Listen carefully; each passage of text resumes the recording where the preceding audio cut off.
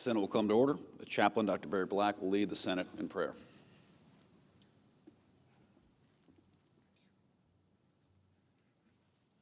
Let us pray. Father in heaven, holy is your name.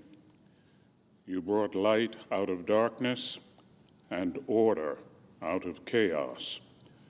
We know that you are able to bring peace, wisdom, and order to our nation and world. Lord, use our lawmakers to accomplish your purposes.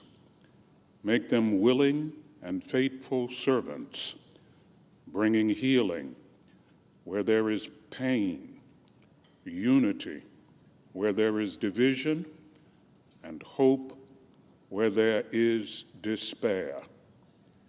Use every experience in their lives, their joys and sorrows, successes and setbacks, victories and disappointments, to shape their character and bring glory to your name. Surround them with the shield of love and fill their hearts with your perfect peace. And Lord, we thank you for our faithful Page class. Bless them in all of their tomorrows. We pray in your merciful name. Amen.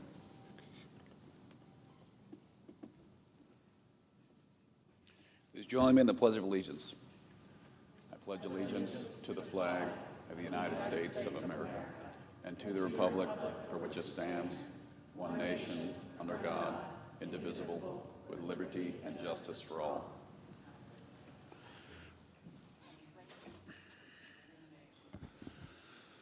The clerk will read a communication to the Senate. Washington, D.C., August 6, 2026. To the Senate, under the provisions of Rule 1, Paragraph 3 of the Standing Rules of the Senate, I hereby appoint the Honorable Tim Sheehy, a senator from the state of Montana, to perform the duties of the chair. Signed, Chuck Grassley, President pro tempore. Under the previous order, the leadership time is reserved.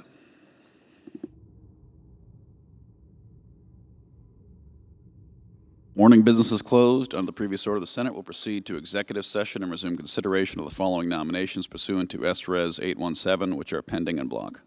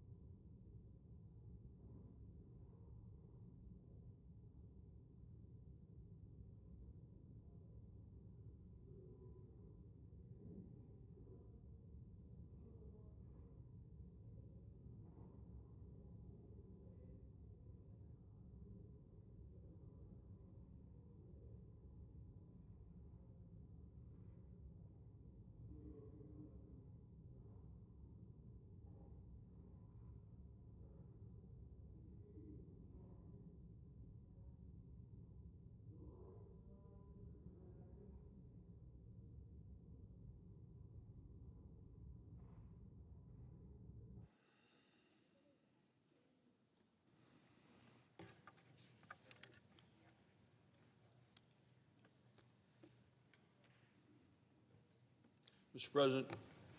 Majority Whip. Thank you, Mr. President. Mr. President, I come to the floor today because yesterday I heard the minority leader on the floor speaking about the economy. He sounded upset to hear that Americans were keeping more of their hard-earned money. He actually called it disastrous.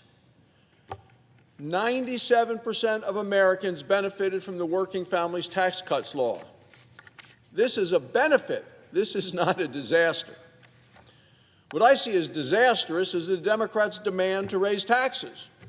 They want to raise taxes on hardworking Americans all across the country.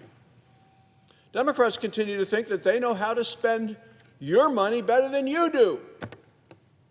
I think it's been a lifelong obsession with them. It's part of their DNA. It's been going on for years. Tax rates fell significantly this past year, and it's because Republicans cut taxes. So who are the people that benefited the most? Well, there are families that made less than $200,000 a year. That's where the benefits really hit home. Happened all across the country, from Connecticut to California, even though those states are represented by Democrats. People all across the country benefited. Families kept more of what they earned, and then they could make their own decisions about what to save, what to spend, what to invest. You know who knows it? People on Social Security know it. They got to keep more of their hard-earned money. People who work overtime know it because of no tax on overtime. People who work for tips know it because their tips weren't taxed. People understood and felt the improvement. One resident of Nevada recently said, "I received the largest tax return in my entire life this year." Why? No tax on tips. Every single Democrat in this chamber voted against these things. They wanted people who earned top tips to pay more in taxes. Democrats wanted people on Social Security to pay more in taxes. Democrats wanted people who work overtime to pay more in taxes. And that's a defining difference, Mr. President. American people clearly understand this. And American people are tired and sick of seeing their money, their taxpayer money, wasted on fraud, abuse, and corruption, and we're seeing those things across the country. People want to keep more of what they earn, and they know they're the best to judge how to spend it. That's what Republicans are fighting for. We're going to continue to fighting for that. That's the direction our country is headed. And in November of 2024, people made a clear choice. They chose to vote for Republicans because they wanted America to be safer, stronger, and more prosperous. And we are today. Over the past 18 months, Republicans have upheld that commitment. We've delivered for the American people. We're making sure people keep more of what they earn. More than 60 million Americans benefited from the new tax benefits since Republicans passed the Working Families Tax Cuts law. Let me remind you about the Trump accounts. More than 7 million American children are now signed up this year for this special new investment account. It's an astonishing thing. Families, friends, community groups, and even businesses are already investing in them. This is clearly strengthening the American dream for the next generation. Mr. President, I also want to talk about the border, because today our nation's immigration laws are being strongly enforced. National security begins with border security. Absolutely zero illegal immigrants have been released into our country in over 14 months. Absolutely zero, because Republicans have ended the reckless Joe Biden catch and release program. And what a disaster that was. Hundreds of thousands of illegal immigrant criminals have now been arrested and deported since President Trump took office. And we're seeing the most secure border and the most successful deportation operation in all of American history. This year, Republicans also passed the Secure America Act. This law ensures that immigration officials have the resources that they need to keep our country safe and to keep our communities safe for years to come. I also want to mention affordability, Mr. President, because today Congress is making it easier to build and easier to innovate. The largest housing reform bill in history is now the law of the land. We eliminated burdensome regulations. Regulations that made it too costly to build a new home in America. And we're unlocking the American dream of home ownership for a new generation of Americans. Congress also passed the first major digital asset bill in American history. It's called the Genius Act. My colleague Cynthia Lummis from Wyoming has been a leader on the issue. It's time for the Senate to build on that by passing the Clarity Act. America is safer and stronger when we innovate. I also want to talk about some of the things we're doing here to make sure the President has his team fully in place, and that's confirmations. Today, Republicans are getting the President's team fully in place. Very soon, we will confirm an additional 74 nominees. Well, this will be clearly 600 people confirmed in the second Trump administration. That's 60 more nominees than he had at this point in the first Trump administration. And we've done it in the face of historic obstruction by the Democrats. Now we see these same Democrats are trying to tear down our country, and they're trying it all across the nation. The Democrats' agenda is not for a better America, not for a better future for our children. No, no. It's not even an agenda. It's a manifesto. The Democrats have come up with a manifesto. That's their label for it, not mine. Their label, the Democrats, the manifesto, and I see it as a roadmap to destroy America from people that hate America. When you listen to many of their candidates, it certainly doesn't seem like the thing that most Americans would want to see in their future. These people in their manifesto, it's radical, it's extreme, it's dangerous, it's scary. That's what our nation is facing today.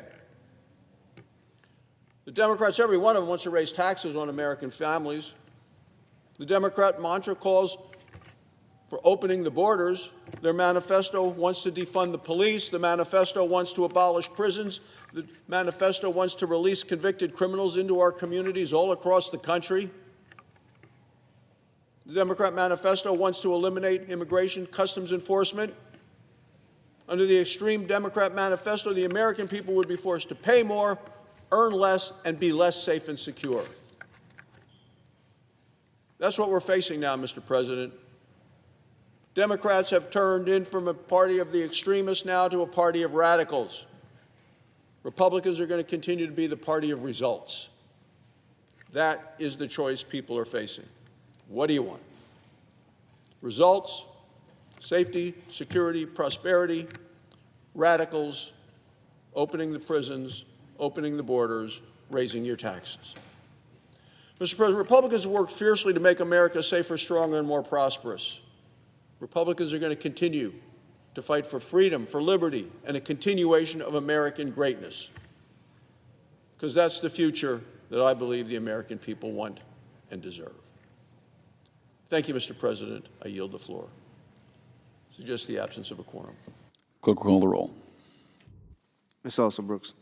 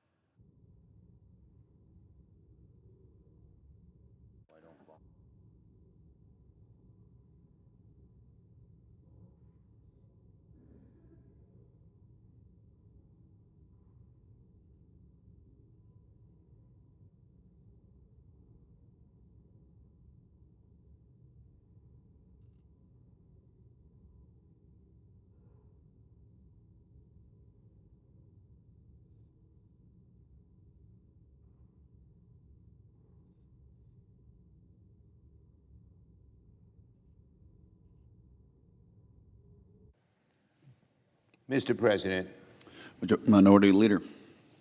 ask unanimous consent the quorum be dispensed with. Without objection. So on the Trump battleships, while American families can't even keep their heads above water, Donald Trump is spending his time building himself a golden fleet of battleships the Navy doesn't want. Just get a load of this headline. Cost of Trump's namesake warships likely to rise by 50% or more. Cost to rise by 50% or more.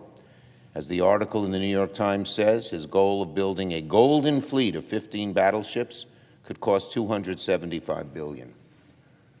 Frankly, when Americans hear this, they have no idea whether they need the battleships.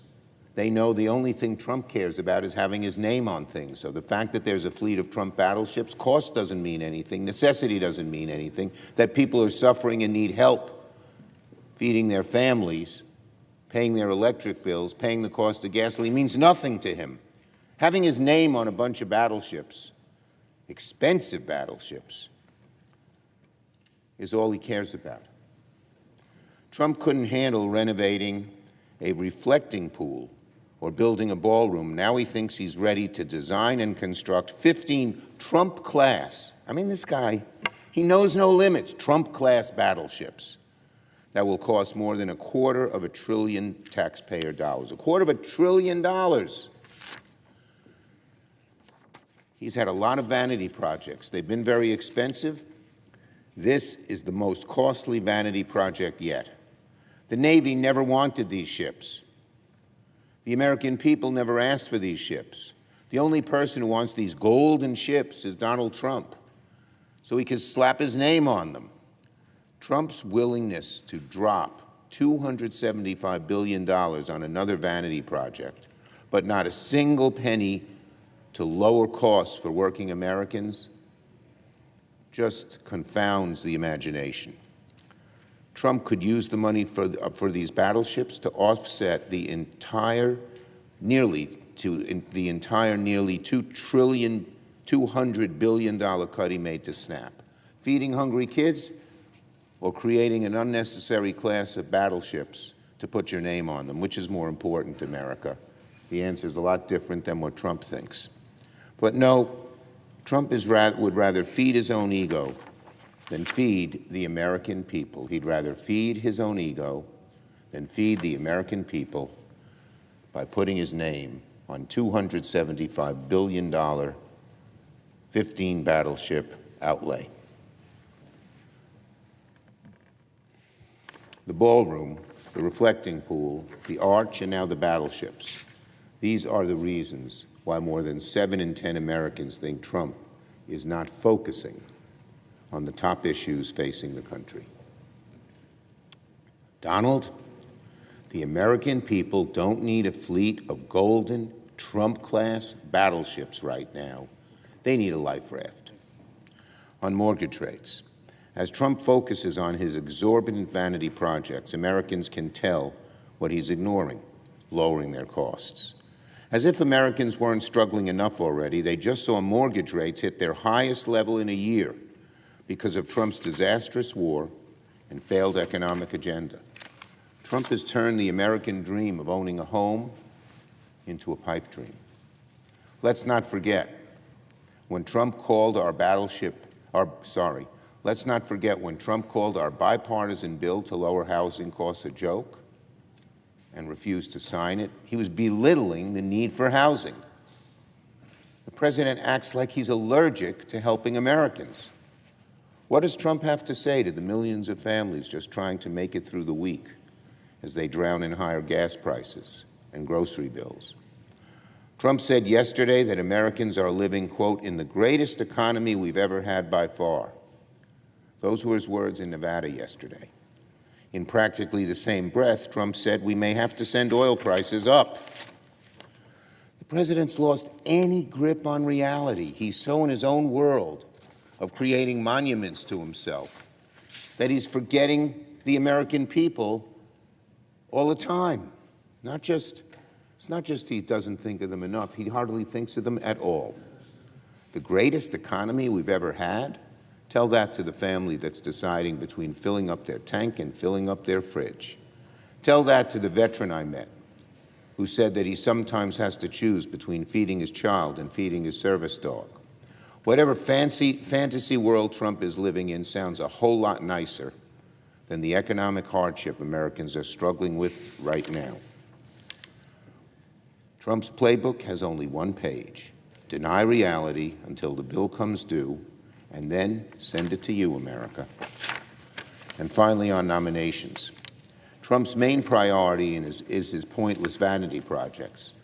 But he has another: packing our government to the rafters with far right-wing extremists. Senate Republicans are ramming through a nominations package that'll put a grab bag of charlatans and MAGA foot soldiers into the highest positions of power. The Senate GOP knows how absurd some of these nominees are, which is why they're trying to flood the zone and push them through with a single vote. They couldn't withstand sunlight. They couldn't withstand spotlight. They couldn't withstand the scrutiny that individual nominations process would have done to them. All these nominees will have different jobs, but they share the same qualification: absolute loyalty to Donald Trump, no matter how ridiculous his policies are. The American people expect more from their government than just blind loyalty to Donald Trump. I yield the floor and note the absence of a quorum. Clerk will call the roll. Ms. Alsterbrooks.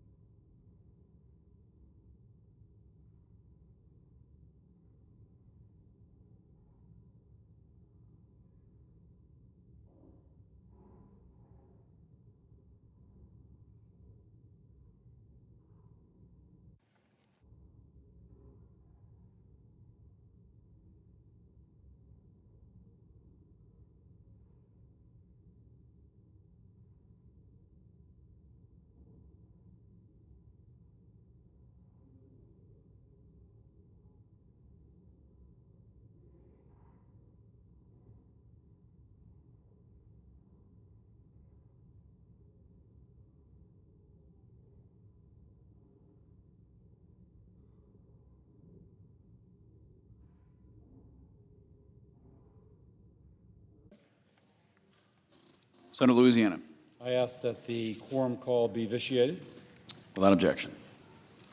Mr. President, I've been told that I am a lousy politician but a good senator. I consider that a compliment. What would happen if everyone in the Senate stopped being a good politician for a moment and strove to be a good senator when it comes to addressing the issue associated with Social Security? Over 70 million Americans depend upon Social Security, and ultimately all Americans will when they reach the age of retirement. Everyone in the Senate and most of the people in the country know that the Social Security system is going insolvent. When that occurs, by law, there'll be a cut, if we wait for 6 years, of 22 to 28%, 22 to 28% cut in benefits for everyone on Social Security and everyone who will be. Now, members of Congress say they care about Social Security. They say they care about the seniors. They care about preserving promised benefits for current retirees and future generations. And we've had a bill before us called the Promise Act by Senator Dick Durbin, my colleague, Democratic senator colleague from Illinois.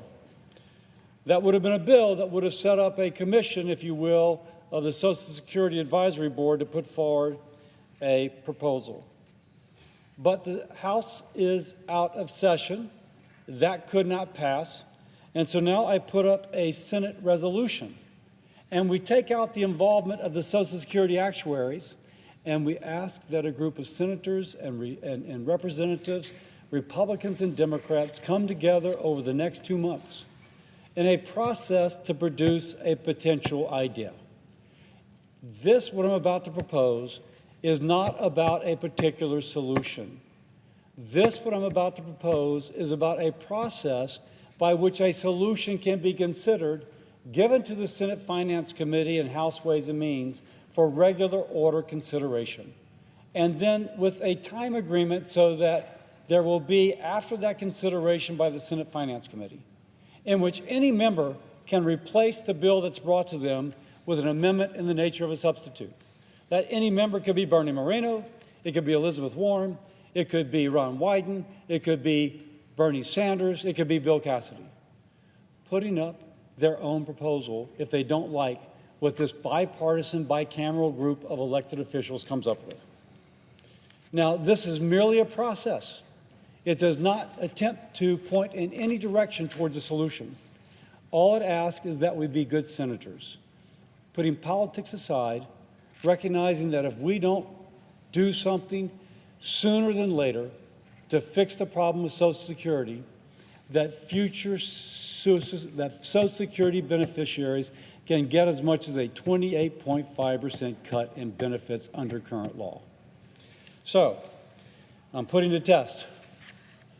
Will the Senate take up the challenge?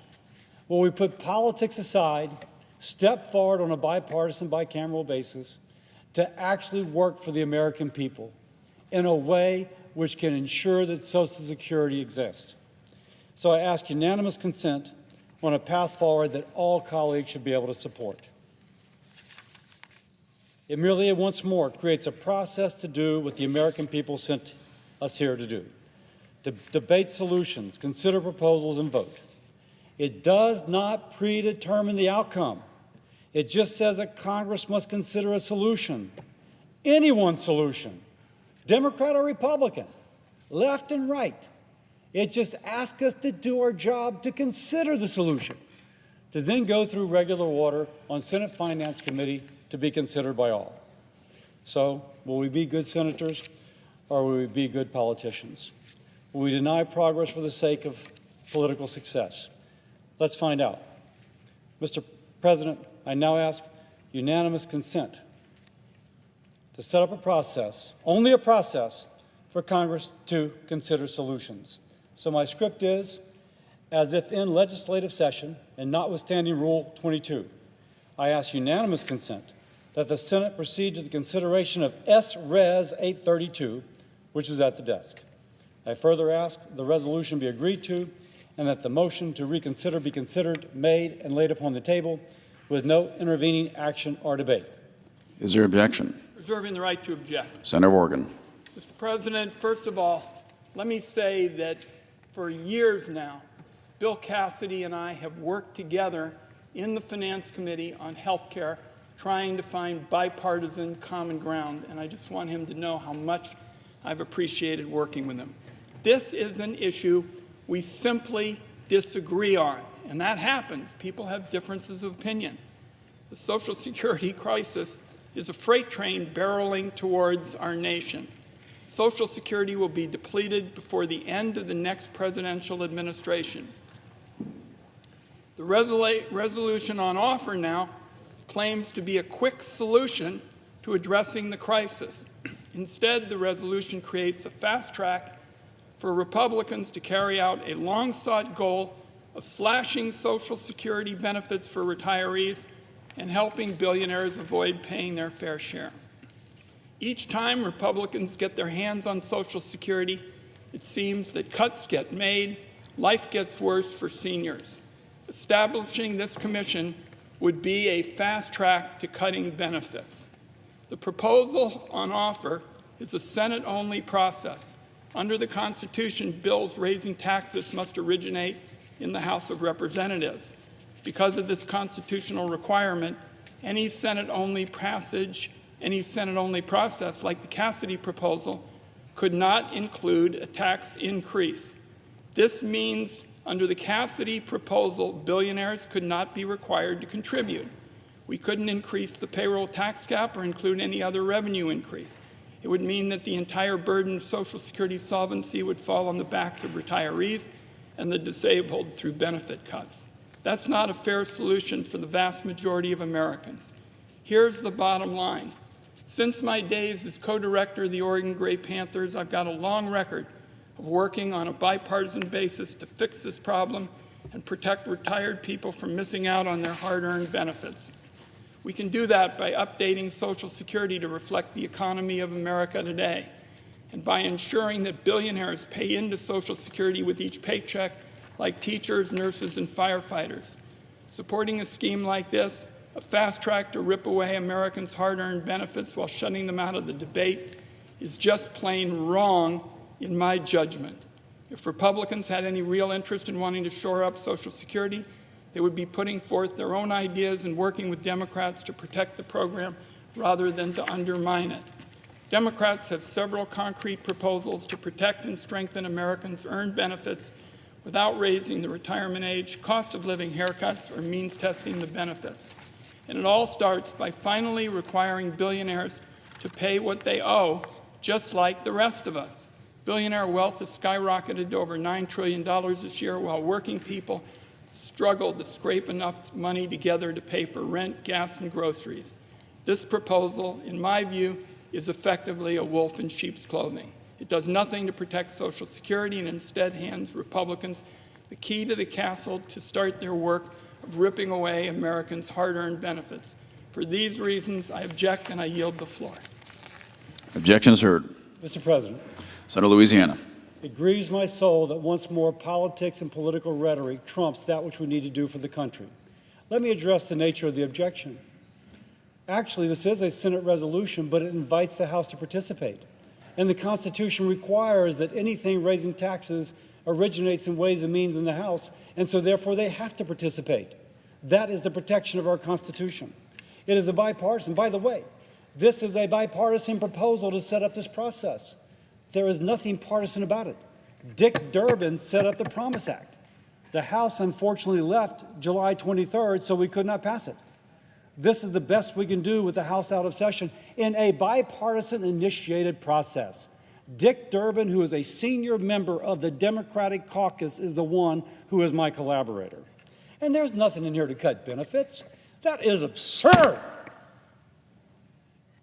It sets up a process by which a solution can be considered. It does not dictate an outcome. And to suggest that what this does today is dictate an outcome is not telling the truth to the American people. There's no fast track here. There's 2 months of open dialogue with the American people. And then it goes to the Senate Finance Committee and to Ways and Means for it to then be considered in regular order. This is basically a time agreement, and time agreements are what we do all the time around here. I agree with updating Social Security, but we're not going to get there if we say every time one side offers it, oh, we can't do it because the other side is angling for advantage. Let's be good senators, not be good politicians. Senator Borgen. Just for a brief minute, you can't originate taxes in the Senate. So what that means is this proposal would give the billionaires a free ride, and I yield back. Respond to that. Senator Louisiana. One more time. The resolution invites the House to participate. The resolution says, please, Speaker, please, Minority Leader, appoint people to participate. We recognize that Ways and Means has to originate this bill. I wish we could have passed the Promise Act, but there's objections to passing the Promise Act. which would have had to have been passed by the House as well.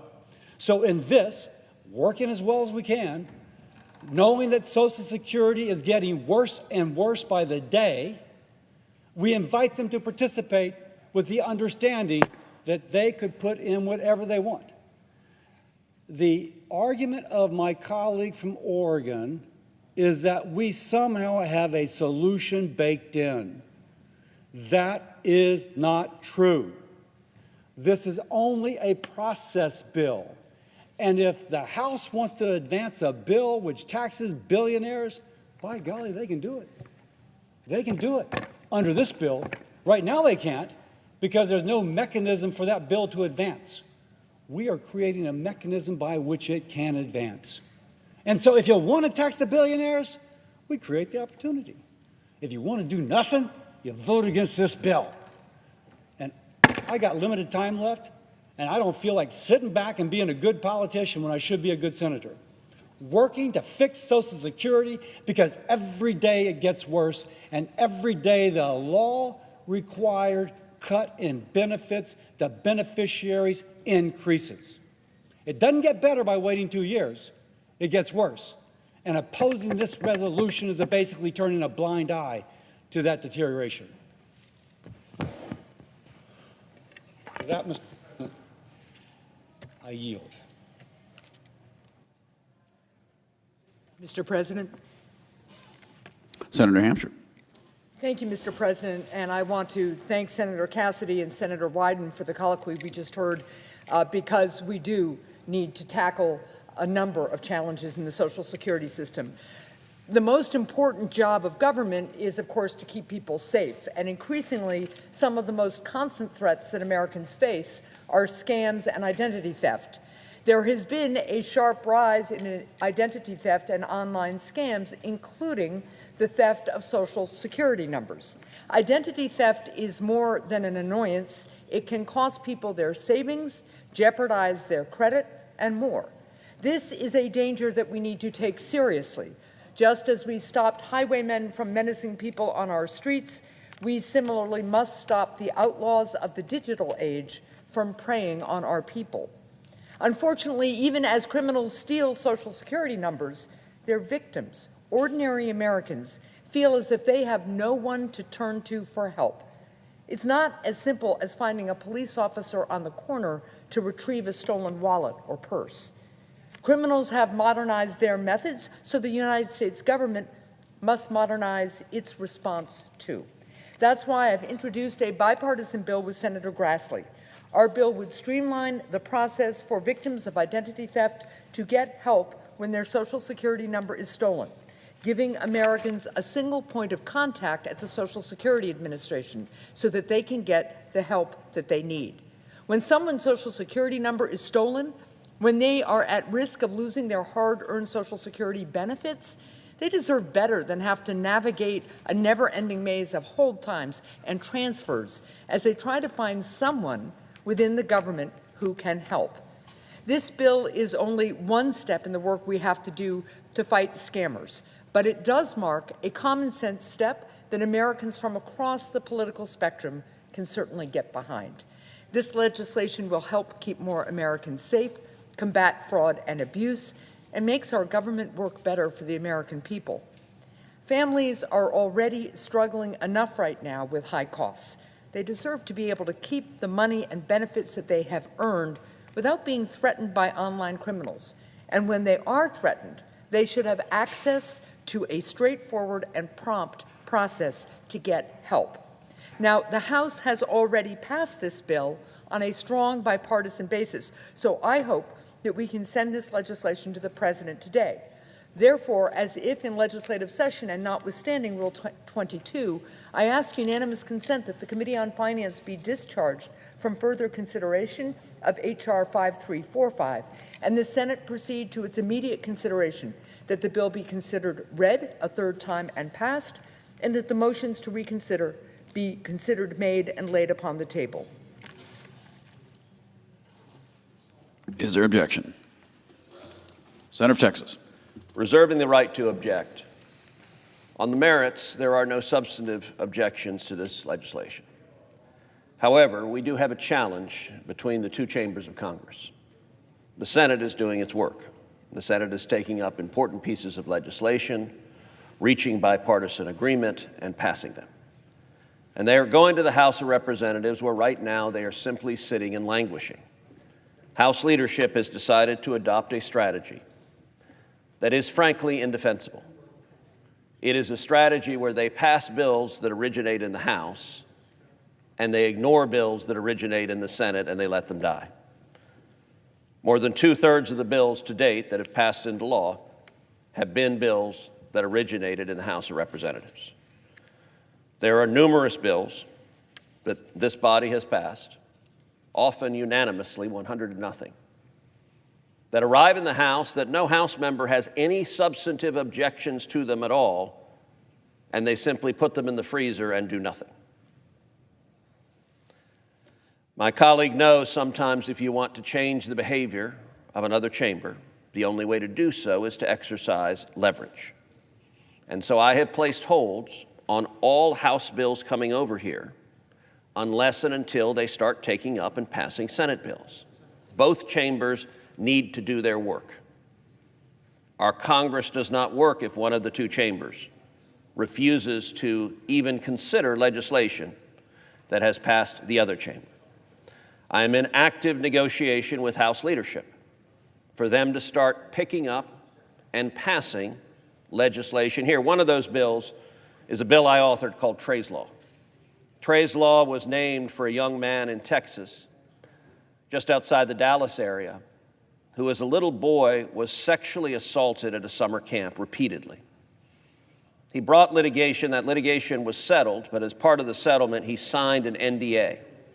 He signed a contractual commitment to never tell anybody about the horrible sexual assault that he suffered. He lived with that grief, with that sorrow, for the rest of what turned out to be his very short life. At age 28, Trey took his own life. Trey's Law, which is named for him, is passed in the state of Texas. It's passed in numerous other states like Missouri and Alabama. It very simply says that NDAs are not enforceable to silence a victim of child sexual assault, that you cannot enforce a contractual right to tell a child who's experienced that assault, you may not speak, you have no voice. This legislation in the Senate was bipartisan. I authored it with Senator Gillibrand. It passed the Senate 100-0. It is sitting in the House, and they have declined to move. I say to my friend from New Hampshire, I'm confident your legislation will pass, and will pass the Senate as soon as the House ends its unreasonable blockade against Senate bills.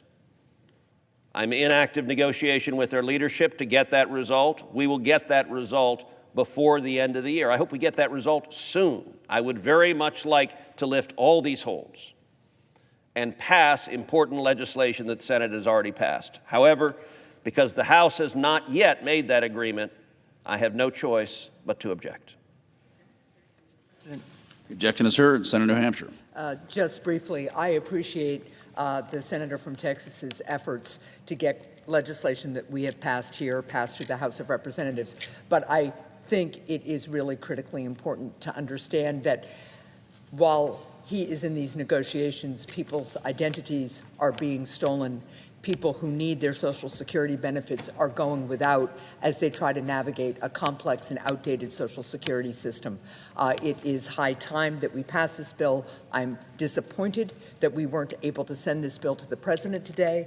I understand the senator from Texas's concerns, but I really do think this is urgent for our people. I hope that my colleague from Texas and I can work together in a bipartisan way to get this over the finish line soon. Thank you.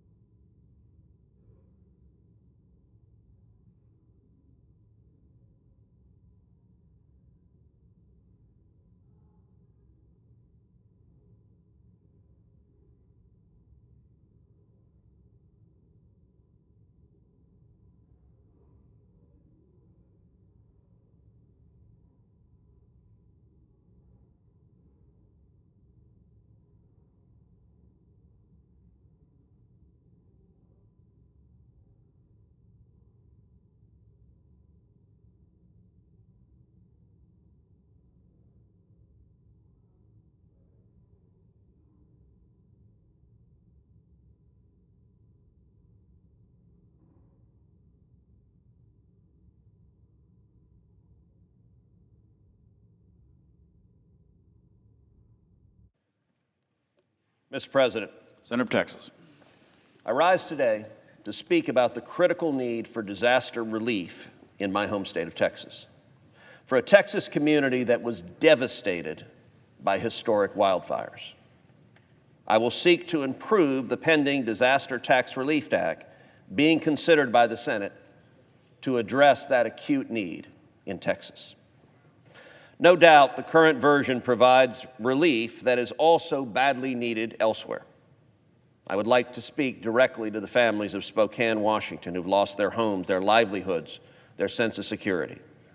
The people of Texas stand with you, and we are profoundly grateful to the firefighters and first responders risking their lives to protect their neighbors. That is a pain families in Texas know all too well. In 2024, Texas witnessed truly horrific wildfires.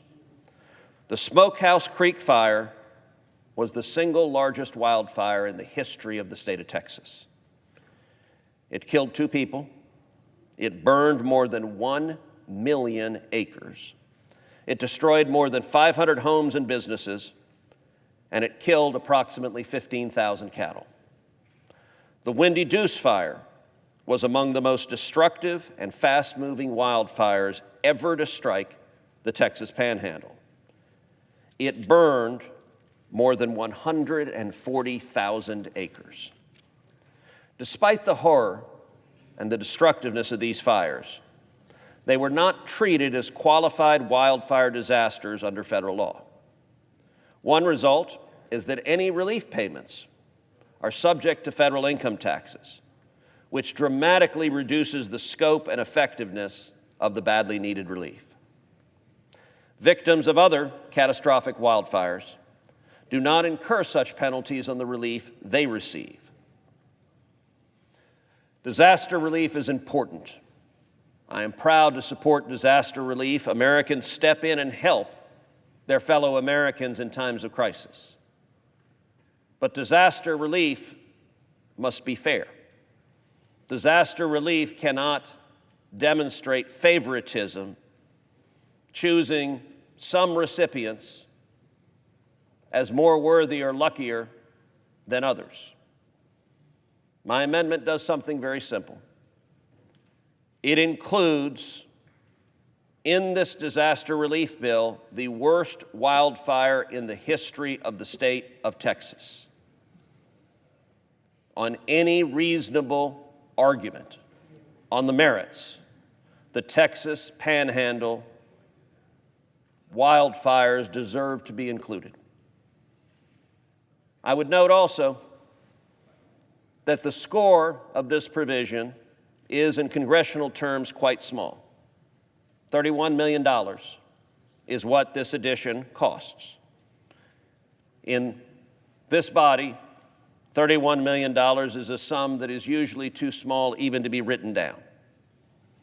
Moreover, the House of Representatives, and in particular the chairman of the Ways and Means Committee, is explicitly committed that if and when we add this provision to the disaster bill, that the House in September, when they return, will take it up and pass it. So this is the path, number one, to passing this disaster bill, which I very much want to do, but number two, to doing so in a way that does not unfairly leave out the Texans, the victims of the largest wildfire in the history of Texas. We've got to do both. And so I will now propound a unanimous consent request to take up and pass my amendment to the Doug LaMalfa Federal Disaster Relief Tax Act to designate the Smokehouse Creek fire and the Windy Deuce fire as qualified wildfire disasters, ensuring that relief payments to those affected receive the same federal tax treatment as victims of other qualifying wildfires.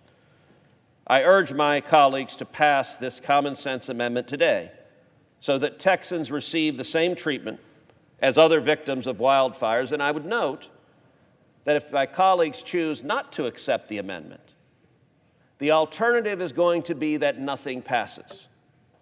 That's not an alternative that is good for anybody. And so my hope is that common sense will prevail.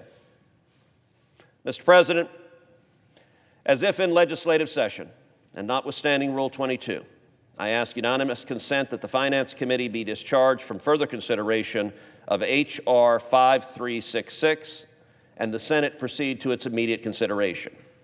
I further ask that the Cruz amendment at the desk be considered and agreed to. The bill as amended be considered read a third time and passed, and that the motions to reconsider be considered made and laid upon the table. Is there objection? Reserving the right to object. Senator Organ. Mr. President, earlier this week, my home state set a new devastating record. Over 2 million acres in Oregon have burned in wildfires across our state this summer. That's the most in recorded history, with 2 more months of fire season to go.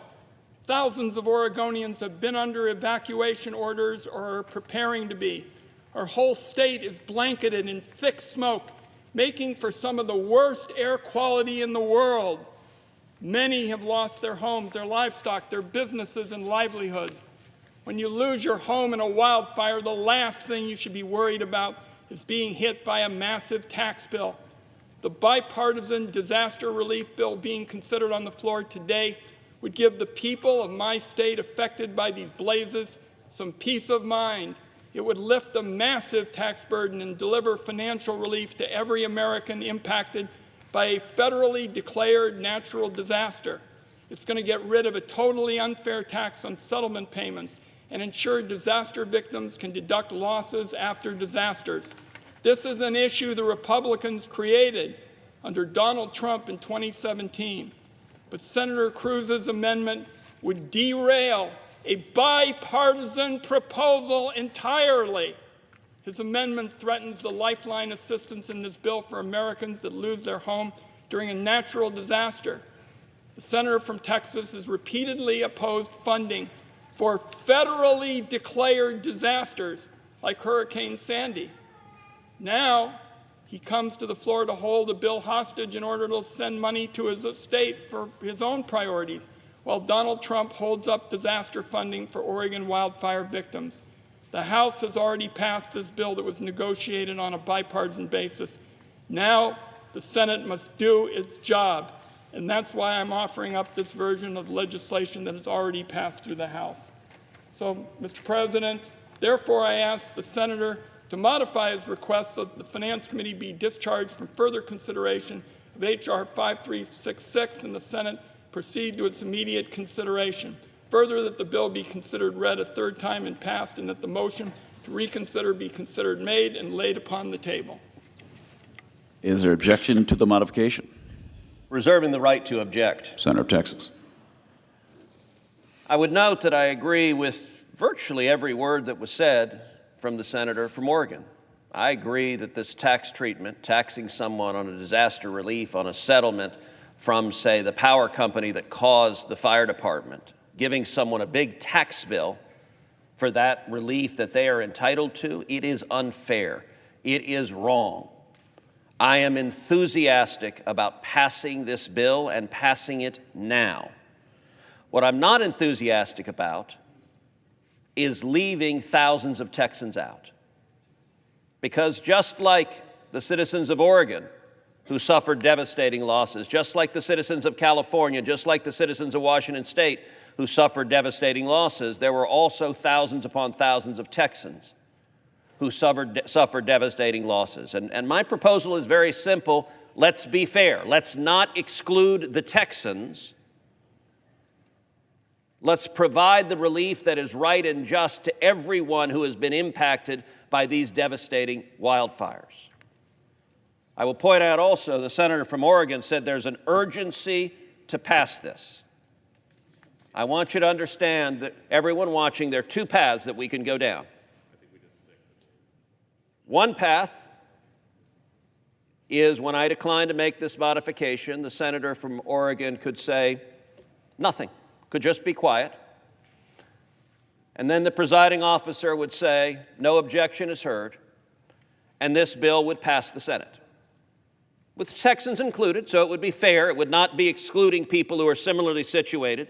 It would be treating everyone fairly, and it would go to the House. The House will be back in September, And we have a commitment from the chairman of the Ways and Means Committee, the committee that has jurisdiction over this, to take this up and pass it. So, if the senator from Oregon chooses simply to say nothing, this bill moves on its way, and it is substantially closer to being signed into law and giving actual relief to the victims of these wildfires. However, the other path, and folks in the gallery should listen for 2 words.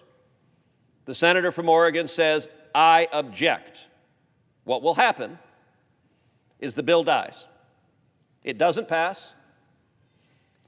The victims in Texas get no relief. The victims in Oregon get no relief. The victims in California get no relief. The victims in Washington State get no relief. I don't understand why that's a good outcome. I think that's a terrible outcome. But the senator from Oregon has complete control over which of those 2 paths we go down. I will not modify my request. Objection to the modification is heard. Is there objection to the original request? Senator of California. Mr. President, colleagues, this disaster tax bill, includes important bipartisan legislation that I introduced with Senators Lummis, Wyden, and Sheehy to extend a critical tax provision for disaster survivors that we enacted into law last Congress. 2 years ago, my Protect Innocent Victims of Taxation After Fire Act made an important update to our tax code. It made sure that individuals, families, and entire communities who suffered from utility-caused wildfires received the full compensation that they were awarded in court to rebuild their lives. But unfortunately, every year, more devastating disasters take place. And so Congress must extend the same important financial protection to survivors of more recent wildfires. That's what the House-passed version of the bill would do. Now, to be clear, disaster settlement funds are not income. They're not a financial windfall. They're certainly not winning the lottery. What they are is compensation, partial compensation in most cases for what's been lost. They're meant to give survivors an opportunity to begin to rebuild not just their homes, but their lives. And this bill is not just for my constituents in California that have been impacted by the Eaton and Palisades fire a year and a half ago. It's also for those victims in Oregon and Hawaii and other communities across the country that have experienced similar disasters. Now, our bill would ensure that all recent wildfire victims throughout the country have access to the full value of their settlement without any unfair tax burden. It's common sense, and it's a bipartisan solution to protect Americans at the most difficult time of their lives. And so we should pass this legislation now. Let's not keep survivors waiting, worrying, and wondering about their financial future any longer. I want to thank Senators Lummis, Wyden, and Sheehy for their partnership, as well as my colleague, Representative Mike Thompson in the House, for his steadfast leadership on this issue. I also want to recognize that the late Representative Doug LaMalfa was such a critical part of this effort.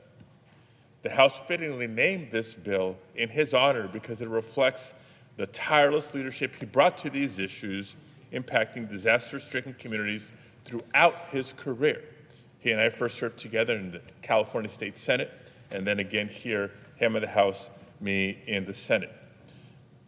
I would urge all of our colleagues to support the House-passed version of the measure and allow survivors to begin to rebuild their lives without unnecessary fear or delay.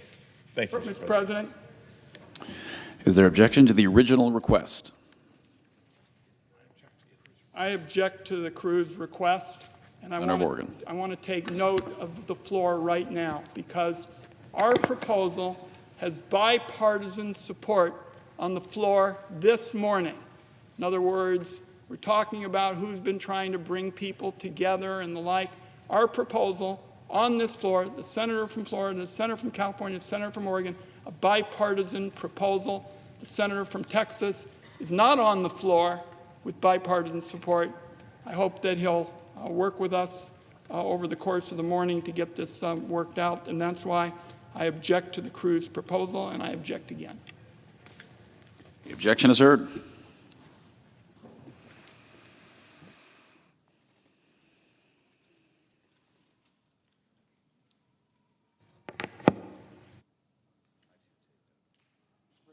Senator Florida. So, first off, I rise to recognize all my colleagues that have spoken about the importance of disaster relief, and I think we all want to make sure we help our states. Right now, I rise in support of the Doug LaMalfa Disaster Tax Relief Certainty Act. Florida is no stranger to natural disasters. As we speak, we're in the middle of hurricane season, started June 1. When I was governor, I wanted Florida to be the national model for disaster relief. We prioritized preparedness, safety, quick action. But once the storms pass, anyplace else, Florida's in the same position. Floridians had to rebuild. Families lost homes. Some lost everything they had. When you're in that position, one of the worst moments of your entire life, you shouldn't have to worry about a rising tax bill. That's why I helped lead this bipartisan bill and previous bills to provide not just Floridians, but all Americans all across this country tax relief and disaster strikes, including Texans and Oregonians. Our citizens need certainty when they are piercing their lives back together. They don't need the government taking a cut of the money they need. This bill just gives them certainty of necessary tax relief to victims of natural disasters so they can focus on getting back on track and not worrying about the IRS. This bill is very critical to my state. It's also more about hurricanes. This bill is not just about hurricanes. This bill helps families affected by all natural disasters. It includes wildfires, tornadoes, earthquakes, any other scenario that can be declared a federal disaster. It's good for the entire country. It's a bipartisan bill, and it's a tribute to Doug LaMalfa, who passed away earlier this year. This passed the House unanimously earlier this year, so if we pass this today, it will become law. Americans don't need extra worries when the worst happens, and we shouldn't be an obstacle to their recovery. By passing this bill, we will make it easier to rebuild the American dream when hardship strikes. I'm not going to give up. I look forward to continuing to work with my colleagues, including with my friend from Texas, to get this bill across the finish line for every Floridian and every American. And I recognize the issue he's dealing with, and I look forward to working with him to try to solve the issue that Texans are looking at right now. With that, Mr. President, I yield back.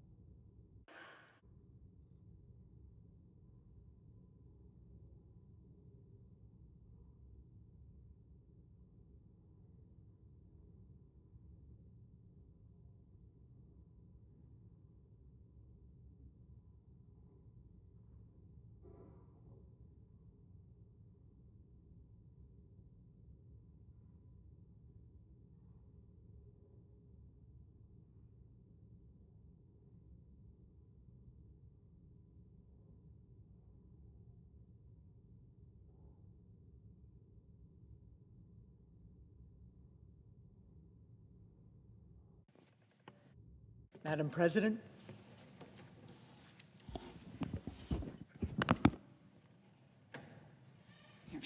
Senator from New Hampshire. thank you, Madam President. I rise today to speak about a broken promise, a promise that the President made to the country when he took office.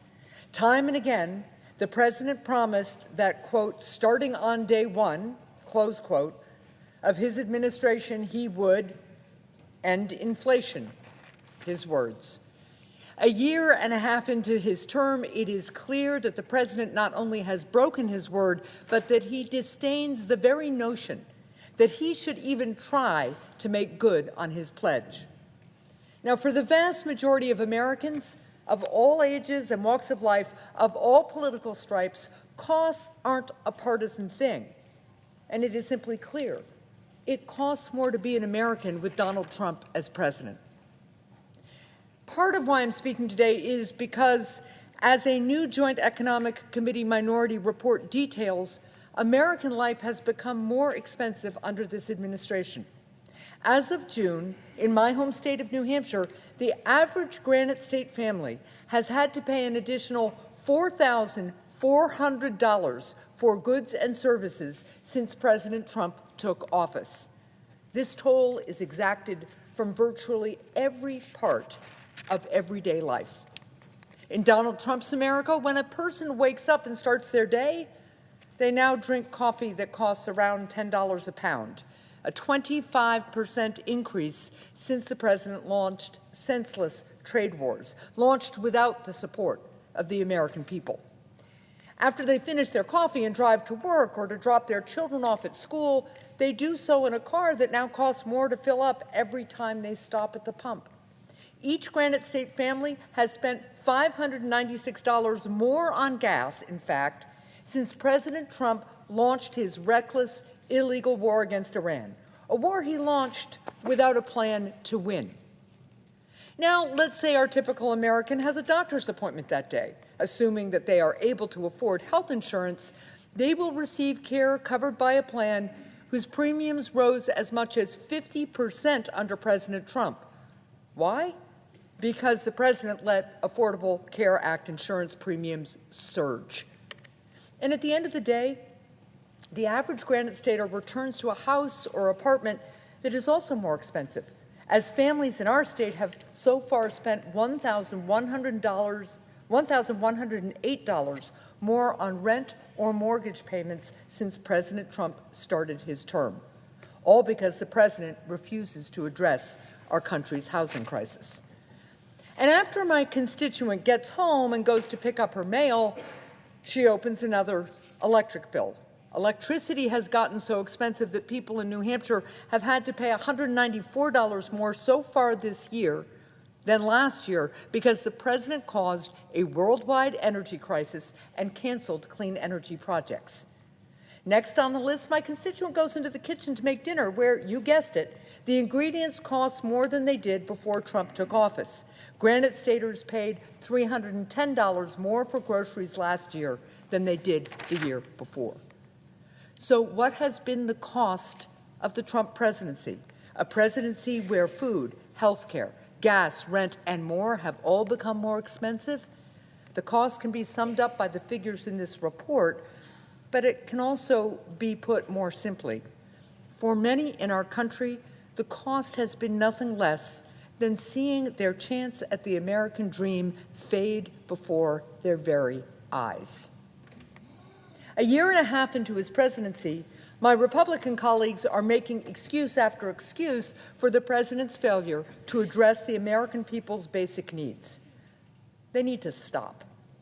Stop trying to advance the fiction that the president cares about lowering costs, or perhaps is trying to lower costs but's getting some bad counsel from his advisors. If the president actually wanted to help the American people, he would listen to them. He would hear that this economy isn't working for them. And for some, well, it is breaking them.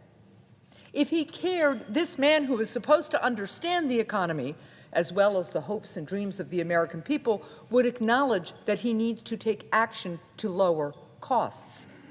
And even if he doesn't care, if this president believed that in America, presidents are accountable to the American people, he'd be working to make life more affordable.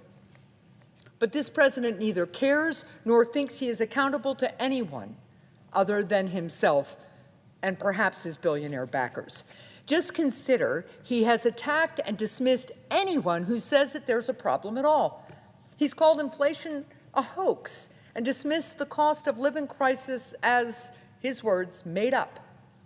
He says this despite the fact that virtually every American of every political perspective, at least those who live outside the splendor of Mar-a-Lago, know that American life has become more expensive under President Trump. So when the American people say that their costs have gone up and the president dismisses inflation as a hoax, is he saying that American families are lying? Is he suggesting that they should not believe their own eyes, their own understanding of math, when they look at the numbers at the cash register or the gas pump? Because it's one thing not to solve a problem for American families, it's quite another to essentially say that the American people are lying. What have American families done? What have the people who gave the president the privilege of serving in the highest office in our country done to have their biggest challenge, their greatest anxiety and fear dismissed by the president as a hoax? And should we be surprised that a president who incited a mob to storm the Capitol and try to overturn the voices and votes of the American people dismisses yet again what they have to say? Maybe the president would be more inclined to help the American people if they were a little less decent and a lot better connected. After all, this is President Trump's Washington, and we know well who this president is. He will save one of his corrupt campaign donors asking for a pardon, but he won't lift a finger to save American families a dime on their groceries. And so I return to the president's promise. When he sought our country's highest office yet again, Donald Trump told the American people to put aside his corruption, his self-dealing, his poor character, his willingness to fan the flames of division and extremism, to forget the way he disrespects our veterans. He wanted us to even forget the attack on this chamber, to forget the scars of the Capitol police officers, forget all of this and more, because he said he would bring down costs. And now he is dismissive and contemptuous of anyone who asks him to make good on his pledge. He even undermines my Republican colleagues when they do try in good faith to lower costs. He actually threatened to block a bipartisan bill to bring down the cost of housing, a law that we were eventually able to pass. Now, Donald Trump has made himself very, very clear. His presidency will be defined not by lowering costs for families, but by raising monuments to himself. It doesn't have to be this way. The American people right now want an American dream that they can afford, a dream that doesn't belong just to a privileged few, a dream that's bigger than self-dealing, kickbacks, and self-enrichment schemes in the gilded rooms of Mar-a-Lago. The dreams of the American people aren't focused on golden luxury trappings. Their dreams are less gilded than all of that, but they are also far more noble. Americans want their children to live better lives than they did, with quality, affordable health care that can help them rest easier at night, a decent education for their children, a place to build not a gilded ballroom, but a home. A home in a country where we don't live fearing one another, divided over politics, but instead united as freedom-loving Americans who know that we're lucky to live in the greatest country on earth, who love this country too much to ever hate our fellow Americans, and who won't let the miracle of self-government die, not in the service of one man's ego, not for anything. The American people want an America that is as good as this nation's promise. They deserve a president whose word is as good as our people. Thank you, Madam President. I yield the floor.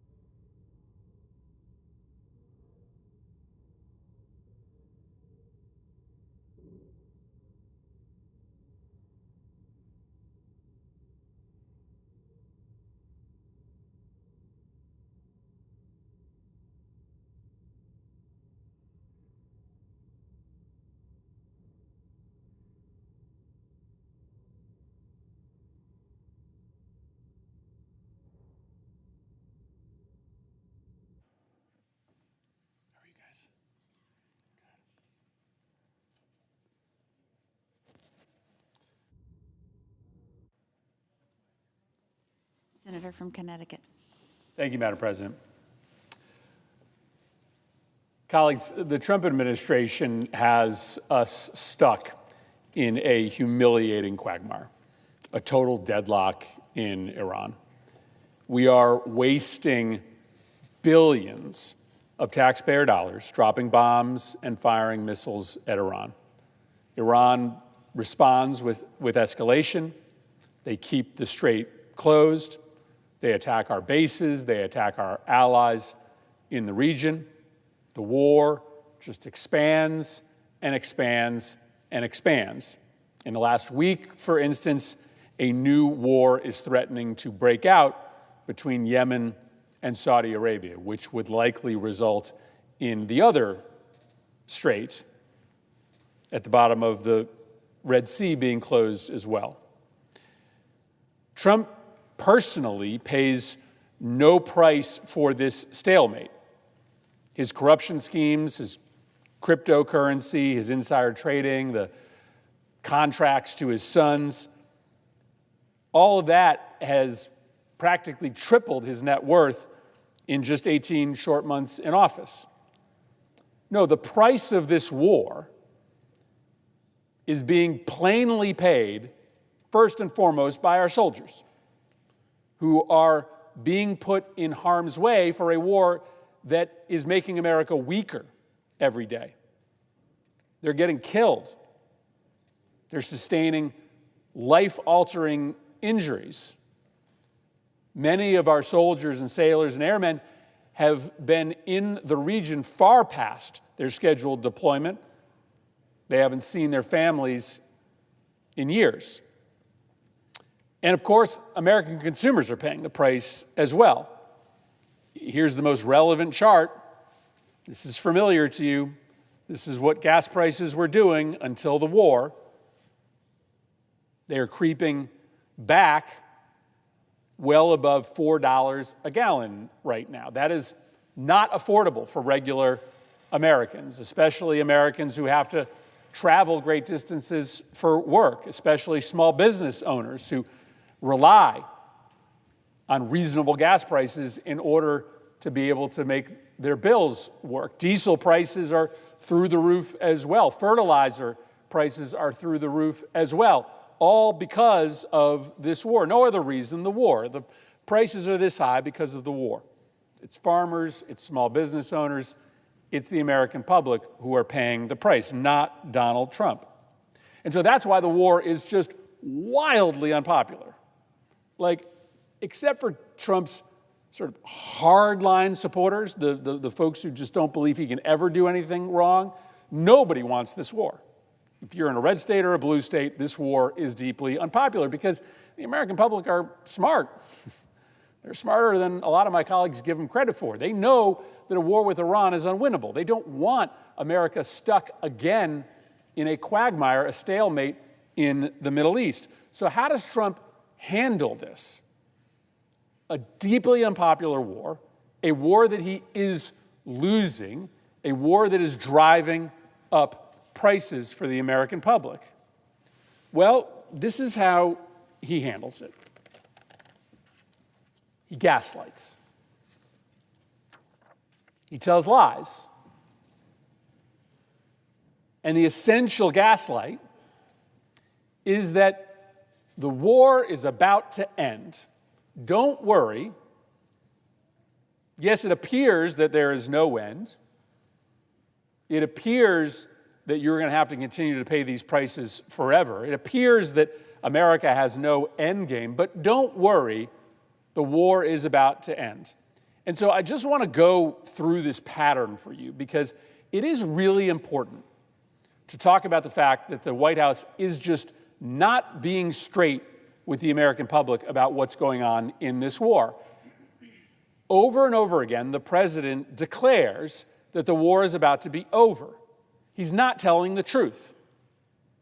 He normally declares that the war is about to be over on Sunday night or Monday morning, right before the markets open. But now that we are 6 months into this war, we can see the pattern. Let me go through it with you quickly. On March 23rd, Trump announces a deal. I'm just going to give you his quotes here. These are his words. He says, "The United States of America and the country of Iran have had over the last 2 days very good and productive conversations regarding a complete and total resolution of our hostilities in the Middle East. The market impact is immediate. That post sends oil prices tumbling nearly 11%, but there is no deal. He just made it up. 2 days later, the United States military is back to conducting strikes. Quote, the U.S. Abraham Lincoln continues flight operations against military targets in Iran while sailing in regional waters." On March 30th, Trump announces another deal. This is Monday morning, right before the markets open.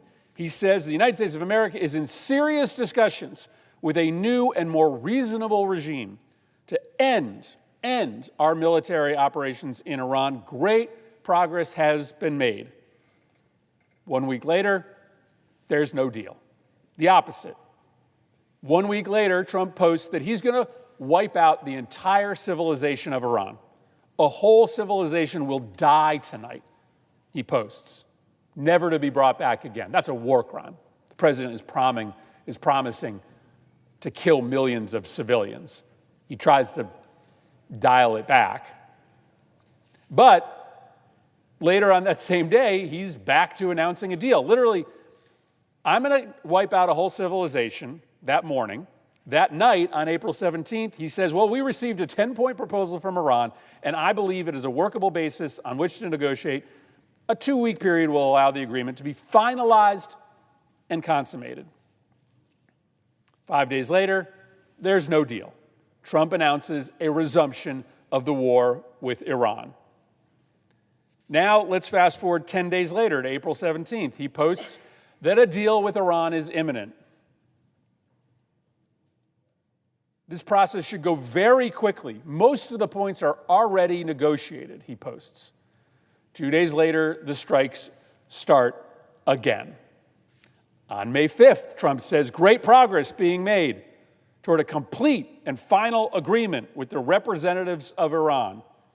Complete is capitalized, final is capitalized, agreement is capitalized, representatives is capitalized, Iran is capitalized. 2 days later, the deal's off. Surprise, surprise. Every time Trump announces a deal is imminent, it just disappears. U.S. forces intercepted unprovoked Iranian attacks and responded with self-defense strikes, CENTCOM announces 2 days later. On May 25th, right before the markets open, a deal is imminent.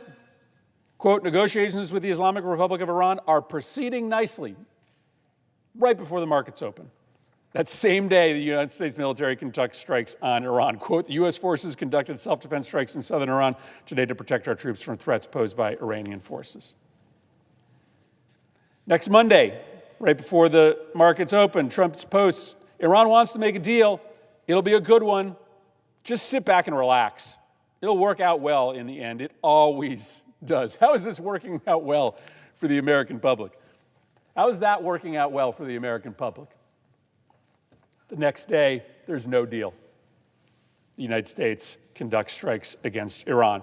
On June 17th, Trump actually signs a deal, but it's not a real deal. He does this whole pomp and circumstance signing ceremony in Versailles. That deal was negotiated by diplomatic amateurs. There was nothing actually agreed to. There were words on a page, but from the literal moment the ink was dry, nobody could explain what they had agreed to. Most significantly, Iran thought that the agreement obligated Israel to stop its military operations in Lebanon. Israel did not agree to that. Iran thought that it had been given control of the strait in that agreement. Apparently, the American delegation didn't think they made that concession. Anyway, that agreement lasts 10 days. On June 27th, Trump posts that strikes on Iran have resumed. Let's just fast forward to the last week, because Trump is doing it again. On August 1st, Trump posts that I'm not sure that I transcribed this wrong or not, but it looks like he says the perimeters of a deal. I'll give him credit that he said parameters. The parameters of a deal have been agreed to on August 1st. On August 2nd, the deal is imminent, having to do with the Strait of Hormuz and ultimately the denuclearization of Iran. The deal is imminent on the denuclearization of Iran. August 4th, just a night or two ago, Trump tells Fox News, we're having very good discussions. Meanwhile, there are reports that Iran isn't even talking to the United States. Trump's saying a deal on the denuclearization of Iran is imminent, and Iran is saying we're not even in the room. I mean, we should not accept this level of gaslighting. The word of the president has to matter. Over and over again, on 11 different instances, Trump says, a deal is about to happen. Don't worry, the war is about to be over. There's no deal. None of it is real, these promises. I wish it were real. I want to be clear about that. I want the war to end. I would basically support any agreement at this point to end this war. I was glad that the president got a ceasefire, but I could tell by the terms it wasn't going to last. It wasn't a real agreement. But at this point, many of us are willing to support almost any agreement. It'll be a humiliating agreement. It will be one in which Iran will essentially declare victory. But this war is a disaster. America is losing. Consumers can't afford to pay these prices. Businesses are going under. We had a record of farm bankruptcies in the last year. We look like a laughingstock. And we're running out of munitions. We don't have what we need to protect ourselves anymore. Reports are that we've gone through half of our Tomahawks. Our allies in the region have fired 70 to 80% of their Patriot missiles. This is a crisis. It has to end. But maybe there's an explanation for why Trump continues to do this gaslighting, particularly right before the markets open. Trump announced, now a week or so ago, that if you pay him $100,000 a month, he will give you advance notice of American foreign policy decisions. I don't understand why that is acceptable to anybody in this chamber. If you pay Donald Trump $100,000, he will give you advance notice of America's foreign policy decisions. If we are about to sign a peace treaty and you give him $100,000 a month, he will give you advance notice of that. If strikes are going to resume against Iran, if you pay him $100,000 a month, he will give you advance notice of that. That is a subscription service for insider trading. And it is unquestionably lucrative. On August 1st, Trump posts that a deal is imminent. Remember, people still take him seriously. Not everybody knows about this history of gaslighting. On August 1st, Trump says a deal is imminent, and the market impact is immediate. Oil prices fall by 5% right as the markets open. The next day, right before the markets open, Trump says again, the deal is imminent. Another 5% drop. And so you see how his statements move the market. And you can see how if you get advance notice of those statements, even by a few seconds, you can capitalize on that market movement. If you know that if Trump says a deal is imminent and the markets are going to move 5%, and you pay $100,000 to Donald Trump to get that information early, you can make a boatload of money. And so maybe the war continues because Trump has found a way to monetize the war in a disgustingly corrupt way. I get that at some point we become immune to all of this. But can any of my Republican colleagues defend the president selling announcements from the White House for $100,000 a month in the middle of a war?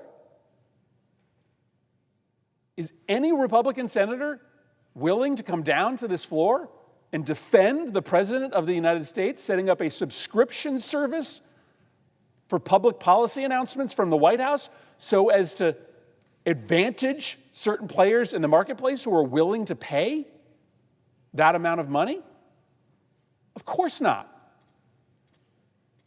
And if you know in your heart that it is corrupt, that it is wrong, then you should say something about it. Because the war might be continuing, not just because of incompetence, but because the president has found a way to make money. More people are going to pay him $100,000 for these announcements in the middle of a war. Frankly, people would be willing to pay it absent a war, but he'll make more money during a war because his announcements clearly move the market in the middle of a very complicated conflict where the decisions of the United States government immediately change oil markets. The reason that this war is dragging on endlessly, it does matter. And my colleagues should care about Trump's insider trading subscription scheme. It's just so discouraging that nobody on the other side of the aisle says anything about this, when the credibility of the White House and of our country is just getting destroyed and sullied. But my Republican colleagues should also care that the war is being waged with a level of embarrassing incompetence that is making America weaker, that's getting us nowhere. This body works best when the president's party stands up to him and says, enough, whether it's corruption or incompetence. That's what President Johnson's party did during the Vietnam War. It is actually what the Democratic Party did with President Obama during the late stages of the Afghanistan war, when many of us decided that America had to withdraw and opposed President Obama's party. It's what many of us did here during the early stages of the war in Yemen, that President Obama was bringing the American military into, and many of us opposed it. Got up on this floor, explained why we opposed it. Republicans can do that too. You can say this war has to end. You can say that the president should never, ever personally benefit from a conflict overseas. You can say that the president of the United States should not sell access to White House statements. It would make a big difference for our democracy and for the American people who are paying through the nose for the costs of this war if you did. I yield the floor.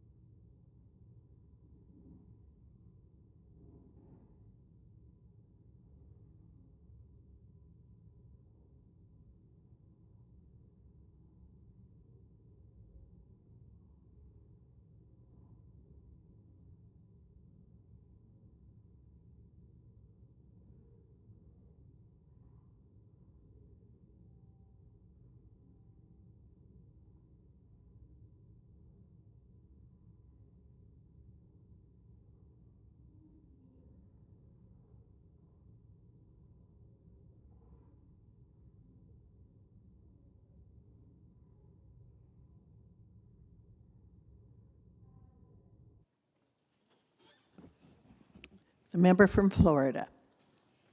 Thank you, Madam President.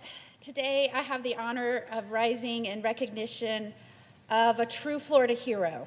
And I know we hear a lot these days about entire political parties adopting platforms that want to defund and abolish the police. In Florida, we do it a different way, an entirely different way. In fact, we watch what other crazy places are doing, and we just do the opposite, and it's worked out pretty well. One of my favorite parts of my job as a U.S. Senator now, having been the Florida Attorney General working with law enforcement for many, many years, is to spotlight Florida's brave law enforcement heroes when they do something uniquely heroic that shows why a free society operating under a rule of law has to have brave men and women to answer a call and stand on a line to bravely serve us. And today, it's an honor to recognize Lee County Sheriff's Office Deputy Raymond Telez Ferial with a Florida's Finest Award. Earlier this year, Deputy Telez Ferial saved the lives of 3 young girls. Many people know Florida is a peninsula. We are surrounded by the ocean. On this particular day, there was a rip current very close to shore. And if you've lived in Florida for any time, or if even you've traveled to Florida, you know that rip currents can be incredibly deadly, pulling even expert swimmers out to sea very quickly. And on this day, it was supposed to be a time of fun in the sun, and it almost turned deadly when 3 young girls got caught in a very strong rip current, and they were struggling to stay above water and get back to shore.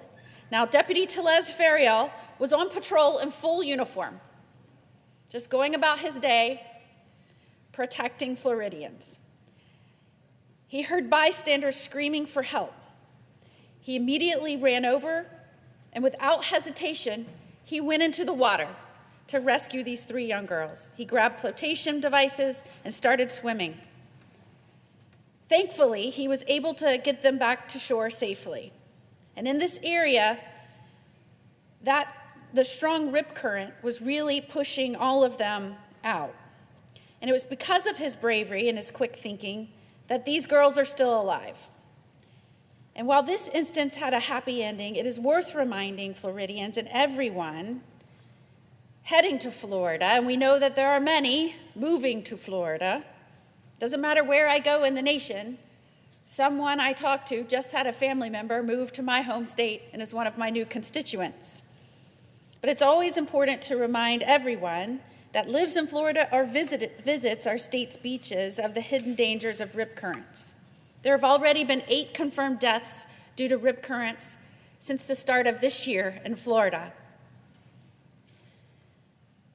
So we always advise folks to swim with a partner, consider swimming when there's a lifeguard on duty, and identify and know what each beach warning flag means. But today is about recognizing Deputy Telez Ferial, recognizing that he was there that day because he was serving his community as a guardian, someone that signed up to put his safety behind the safety of others.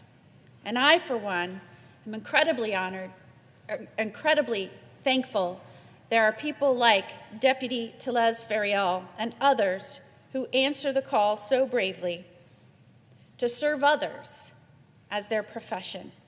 Law enforcement officers do so much every day to keep us safe, and it's always such a joy to highlight those who show exceptional bravery and save lives. So, Madam President, I thank you very much for the time that we were able to recognize one of Florida's finest, Lee County Sheriff's Office Deputy Raymond Telez Ferial. I yield back.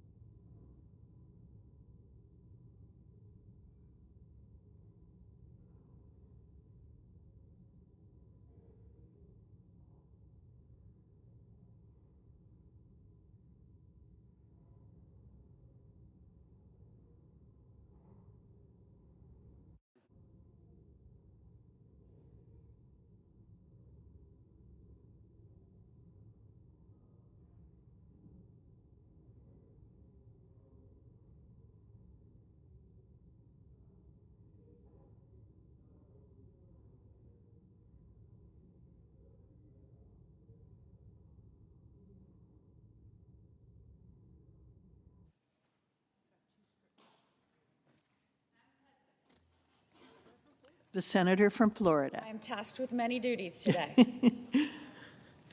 I ask unanimous consent that the Senate resume legislative session and be in a period of morning business with senators permitted to speak therein for up to 10 minutes each. Without objection. I ask unanimous consent that the Senate proceed to the immediate consideration of calendar number 434 S3266. The clerk will report. Calendar number 434 S3266, a bill to support the athletic programs of the United States Merchant Marine Academy. Without objection, the Senate will proceed to the measure. Madam President, I ask unanimous consent that the committee reported substitute amendment be agreed to, the bill as amended be considered read a third time and passed, and that the motions to reconsider be considered made and laid upon the table. Without objection. Madam President, I also ask unanimous consent that the Senate proceed to the immediate consideration of calendar number 198 S434. The clerk will report. Calendar number 198 S434, a bill to establish the Commercial Space Activity Advisory Committee and for other purposes. Without objection, the Senate will proceed to the measure.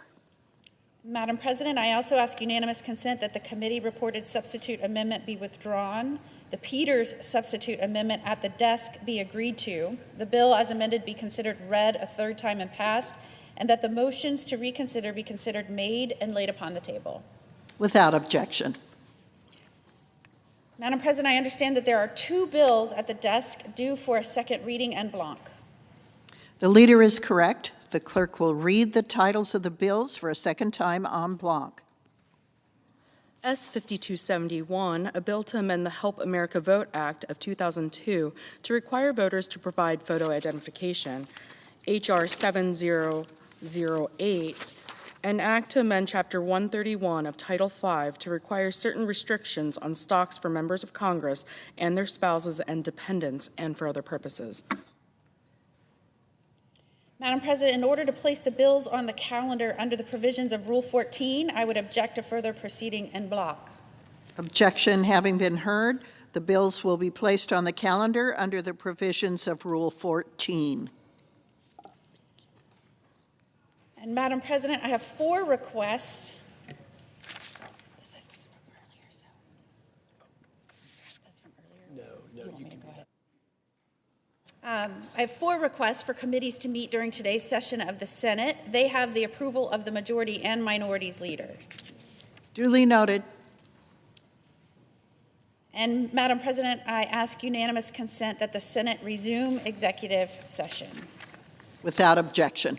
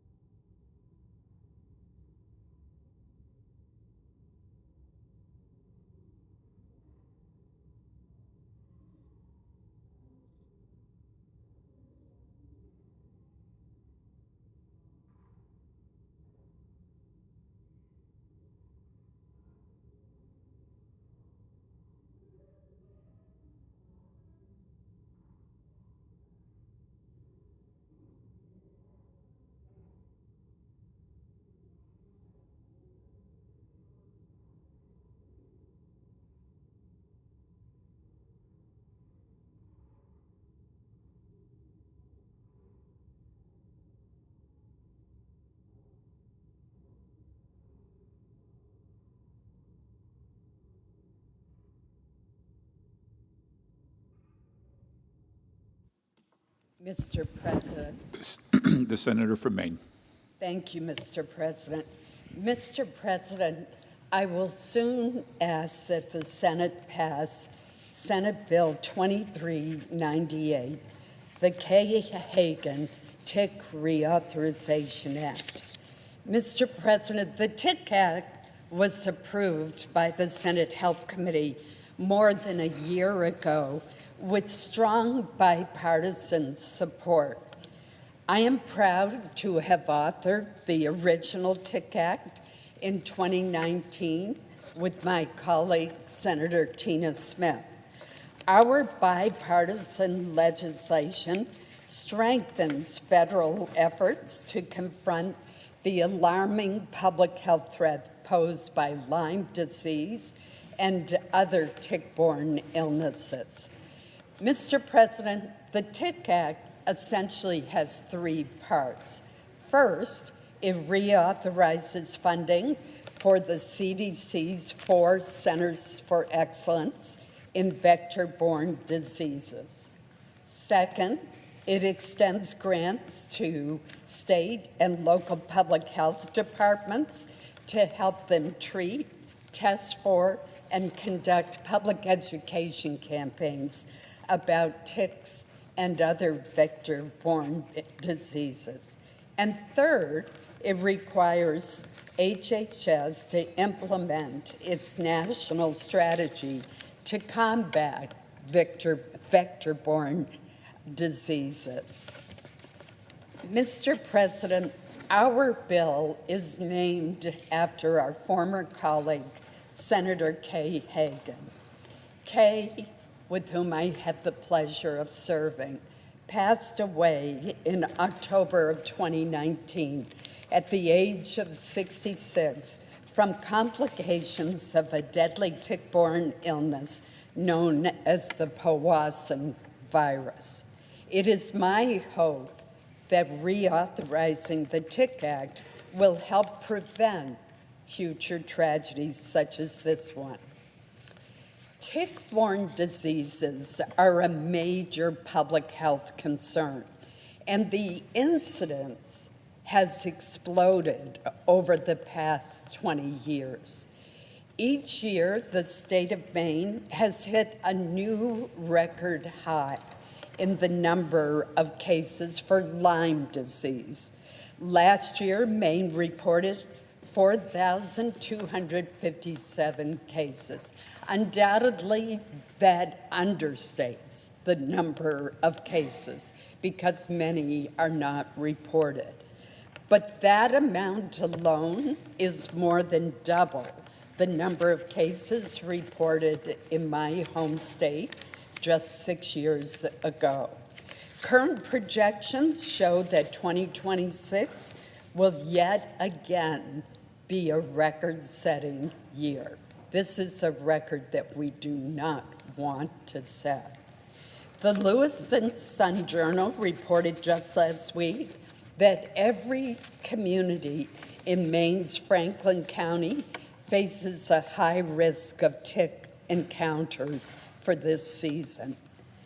Mr. President, nevertheless, I am encouraged that we are making progress, and we have made progress in the 6 years since this law was first enacted. For example, a clinical trial for a Lyme disease vaccine is underway right now at the Maine Health Institute for Research.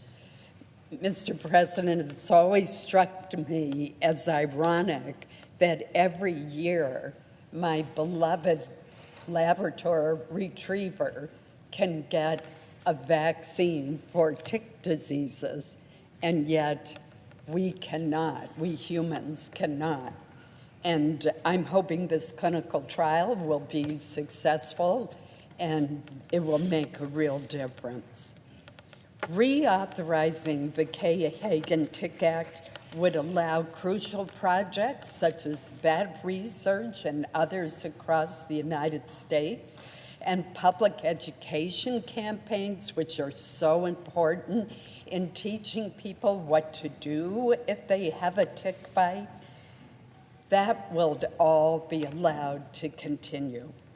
I want to thank Senator Smith for partnering with me on this reauthorization, and I would note that we have 21 bipartisan co-sponsors.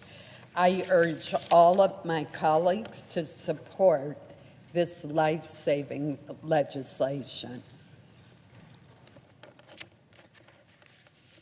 Mr. President, as if in legislative session and notwithstanding Rule 22, I ask unanimous consent that the Senate proceed to the immediate consideration of calendar number 154, Senate Bill 2398.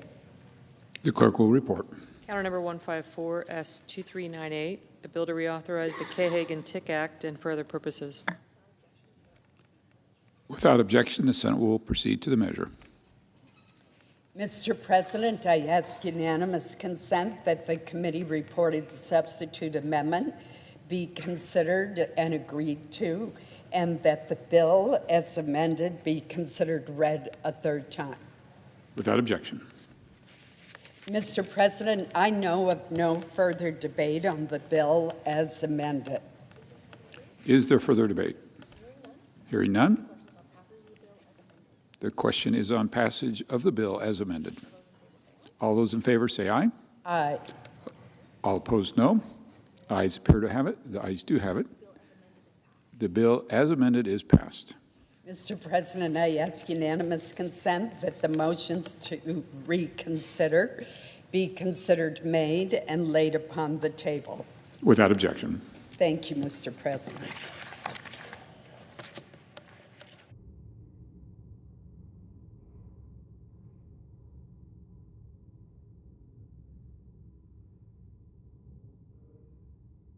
The senator from Colorado. Mr. President, I ask for unanimous consent for the Senate to pass S1838, the Deandra Dixon Include Project Act. Thousands of Americans live with Down syndrome, and yet research has been underfunded for decades. In 2017, Congress encouraged the National Institutes of Health, the NIH, to launch the Include Project, an effort to make groundbreaking discoveries about conditions that disproportionately affect people with Down syndrome, like Alzheimer's disease. The Include Project brings together multiple NIH institutes under a coordinated approach that is already delivering significant scientific discoveries as well as new treatments.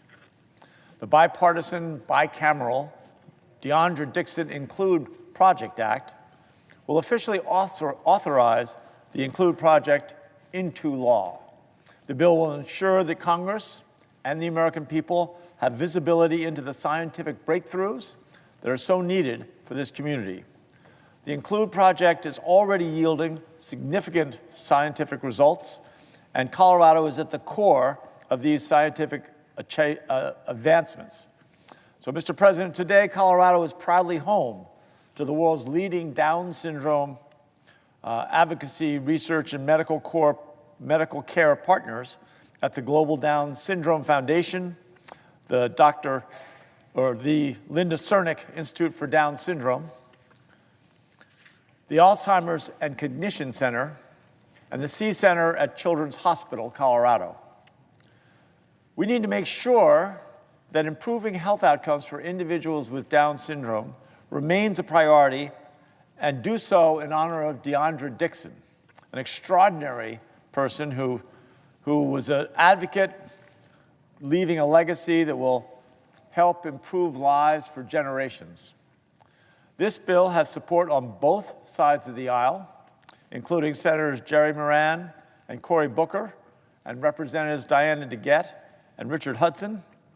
We also thank Senators Bennett, Padilla, Capito, Coons, Van Hollen, and Ossoff for their support. We are determined to get this bill across the finish line for Deandra and for, let me make sure I've lost that, and make sure that we get this across the line for Deandra and for the thousands of Americans who will see their lives improved for the better by this critical research.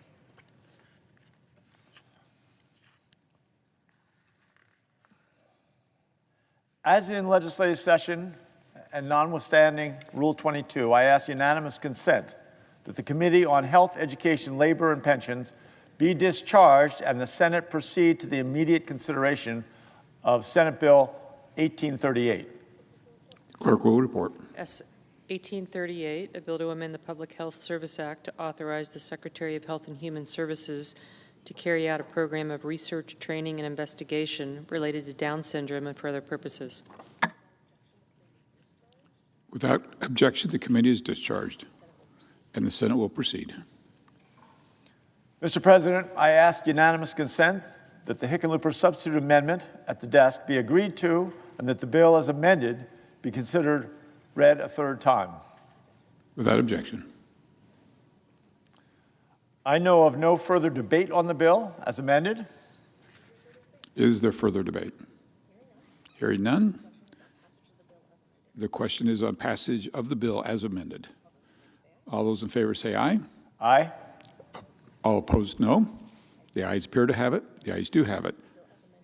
The bill as amended is passed. Mr. President, I ask unanimous consent that the motion to reconsider be considered made and laid upon the table. Without objection.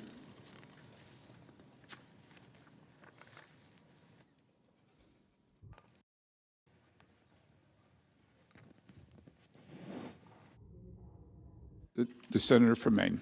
Mr. President, I'm very pleased that we could pass these two very important bills this afternoon. I would be remiss if I did not mention that the University of Maine has an excellent lab that specializes in testing ticks for pathogens. And it has worked very closely with our game wardens, with foresters, with others who are routinely in the woods of Maine and are exposed to tick bites. It actually has developed a little tick kit where you can send the tick into the lab and it will be tested for pathogens. So I would be remiss if I did not salute the University of Maine for its excellent work on tick-borne illnesses. This legislation is going to make a big difference in helping to advance their work, as well as the research at the Maine Health Research Institute. Thank you, Mr. President. Thank you.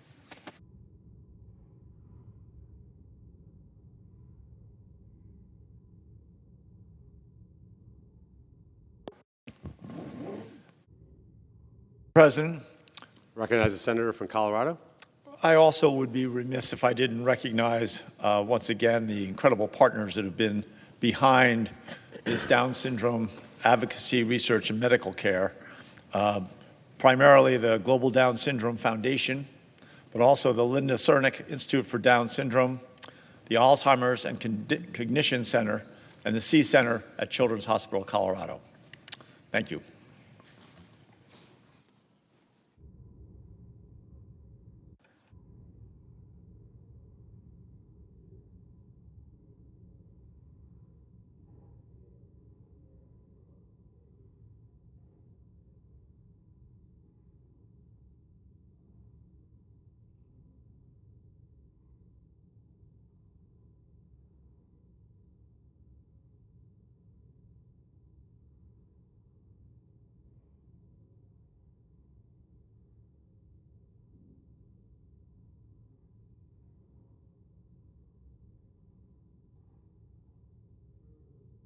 I recognize the Democrat whip. Mr. President, a few years ago, I met a young woman who lives in the Chicago suburbs. She told me a story of her college career and what it led to. It was something I'd never heard before. Her experience in trying to pursue a degree leading to law enforcement took her not to the normal, predictable academic sources, but to a new industry which was opening up in our country, for-profit colleges and universities. Hers was a sad story. She had been enrolled in one of these for-profit colleges and paid the tuition, took the courses, some of them in person, some of them online, and ultimately went to a counselor and asked if she was headed for a bachelor's degree because of her coursework, and he assured her that she was. She went on to say that she hoped to be able to get into law enforcement. That was her ultimate goal. He gave her assurances that that would happen. She finished her degree at this for-profit college and university in Chicago, and then took her certificate showing her graduation to would-be employers, police departments in the area. They laughed at her, and they said, that's not a real school.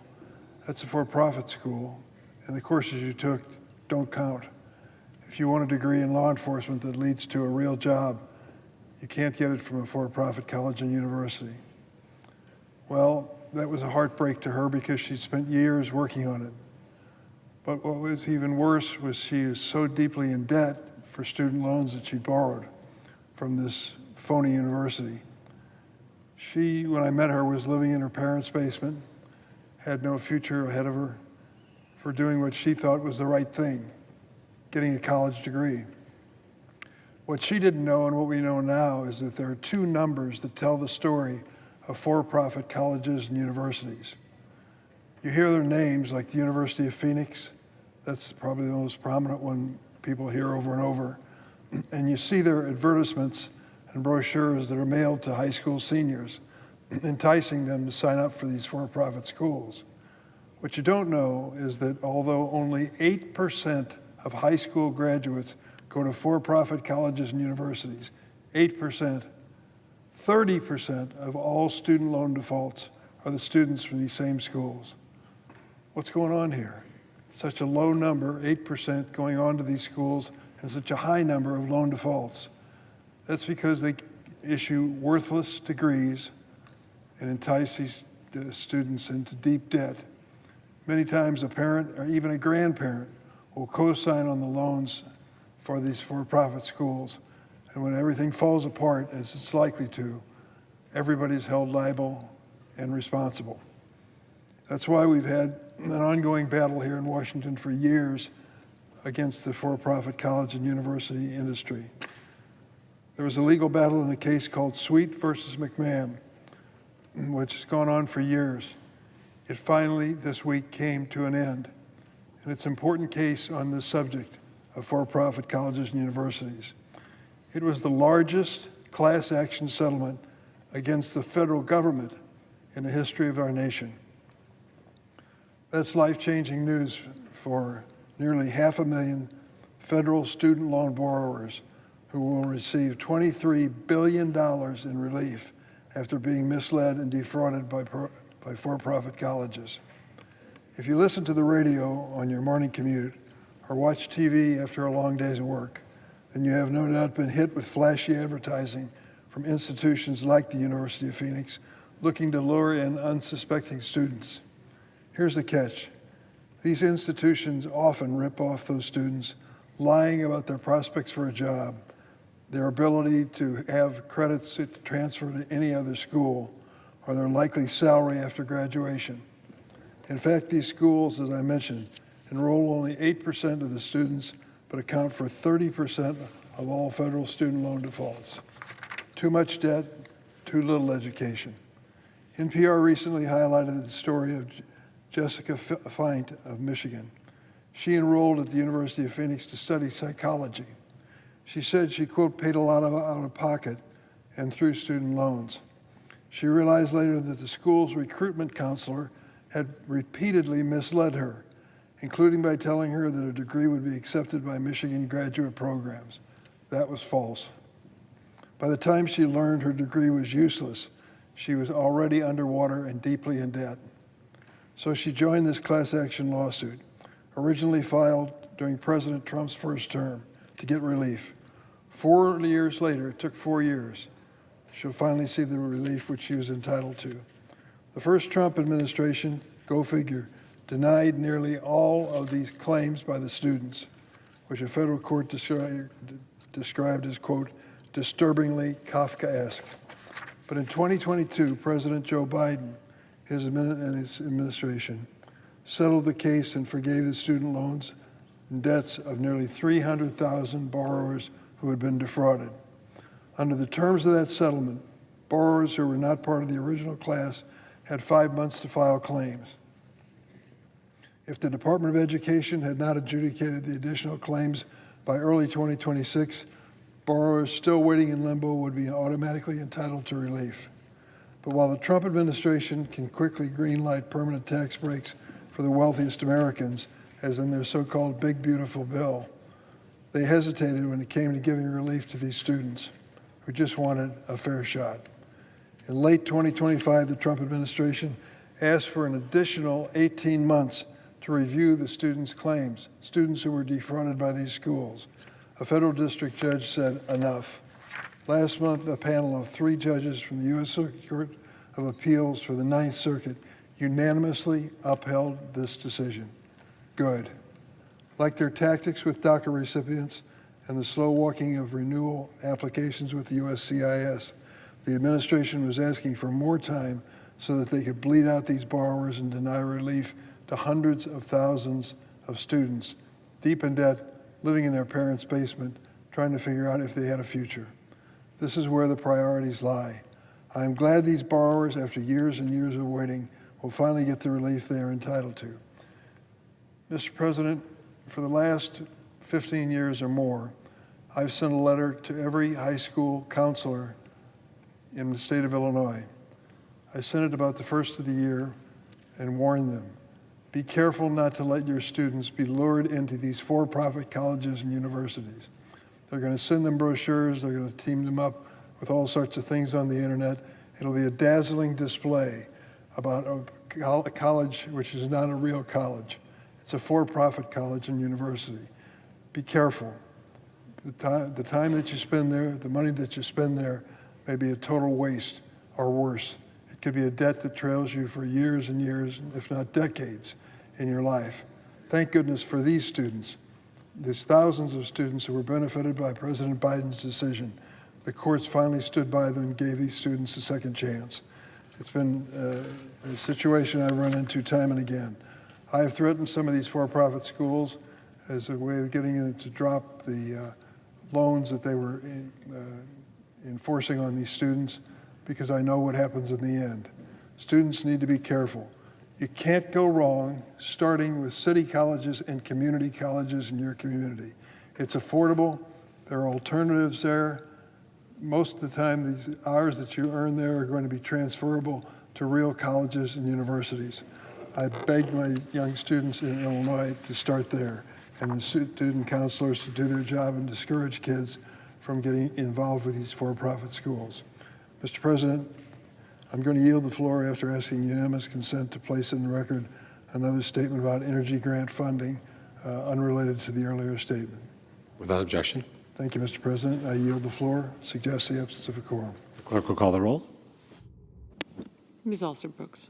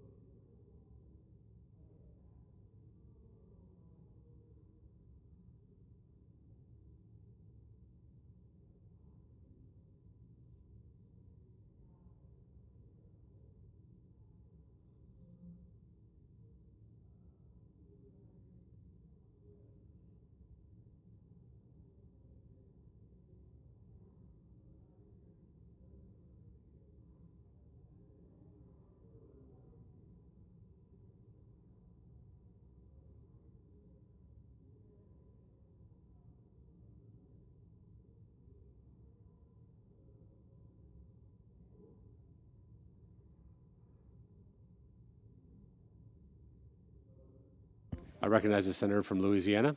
I ask that the quorum call be vitiated. Without objection. Mr. President, as you know, one of the privileges of being a senator is the opportunity to work alongside dedicated, talented staff. They take the senator's ideas, concepts, and turn them into real legislation that improves the lives of our constituents. It improves our country. Without them, we are unable to do our jobs. As I near the end of my career in Congress, I reflect on the staff who have come and gone and the work we have done that will have a lasting impact on the nation. Today, I honor an invaluable member of my team, my Help Committee Deputy Staff Director, Danielle Janowski. She is leaving Capitol Hill after nearly 17 years of service. Danielle joined my Help Committee leadership team in 2023 when I became the ranking member. She had previously worked in the House and for Senators Ernst and Thune. As Deputy Staff Director, she kept the trains moving. She made sure that staff was all rowing in the same direction and that every committee product was done on time and was of the highest quality. Danielle is an institutionalist at heart, and it was through that lens she always fought for the Help Committee to be strategic, thorough, and professional. She cares about this institution and what it represents. She views it as her duty to mentor other young staffers to carry forward the traditions and collaboration that the Senate deserves. It is because of her leadership that the Help Committee has been successful in getting bills signed into law that lower the cost of health care, strengthen our education system, empower workers, and enhances our retirement system. Importantly, Danielle has been a leader in the fight for life. She spearheaded my work to protect unborn babies and mothers, an issue so important to me and to the people of Louisiana. Her passion for this cause, and her deep connection with the pro-life community made her indispensable and an effective champion. She was instrumental in leading the first pro-life hearing this Congress, my investigation into abortion pill manufacturers harming mothers, and our efforts to eliminate funding for Planned Parenthood in the Working Families Tax Cuts. None of this would have been possible without her passion, strategic guidance, and unrelenting determination. Babies' lives have been saved, and families are better off because of the work that she led. And what can be more important than that? What Danielle will be most remembered for on our help team is her exceptional leadership and friendship. She is beloved by everyone who worked with her, a trusted and calming presence during transitions and chaotic times. When there was conflict or when staff simply needed someone to talk to, Danielle was there. She is an advocate, a mentor, a sounding board, and a friend to everyone. Her departure is not only a loss for my office, but for the entire Capitol Hill community. But our loss is someone else's gain.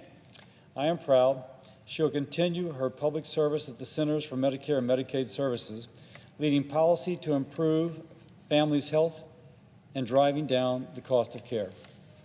She will continue to make a positive difference and be an invaluable partner to those who remain in Congress. I look forward to working with her in this new capacity. It's been a pleasure to watch Danielle grow as a leader and as a person. I thank her for her service to my office, to the Senate, to the nation. With that, I yield, and I note the absence of a quorum. The clerk will call the roll. Ms. Alston-Brooks.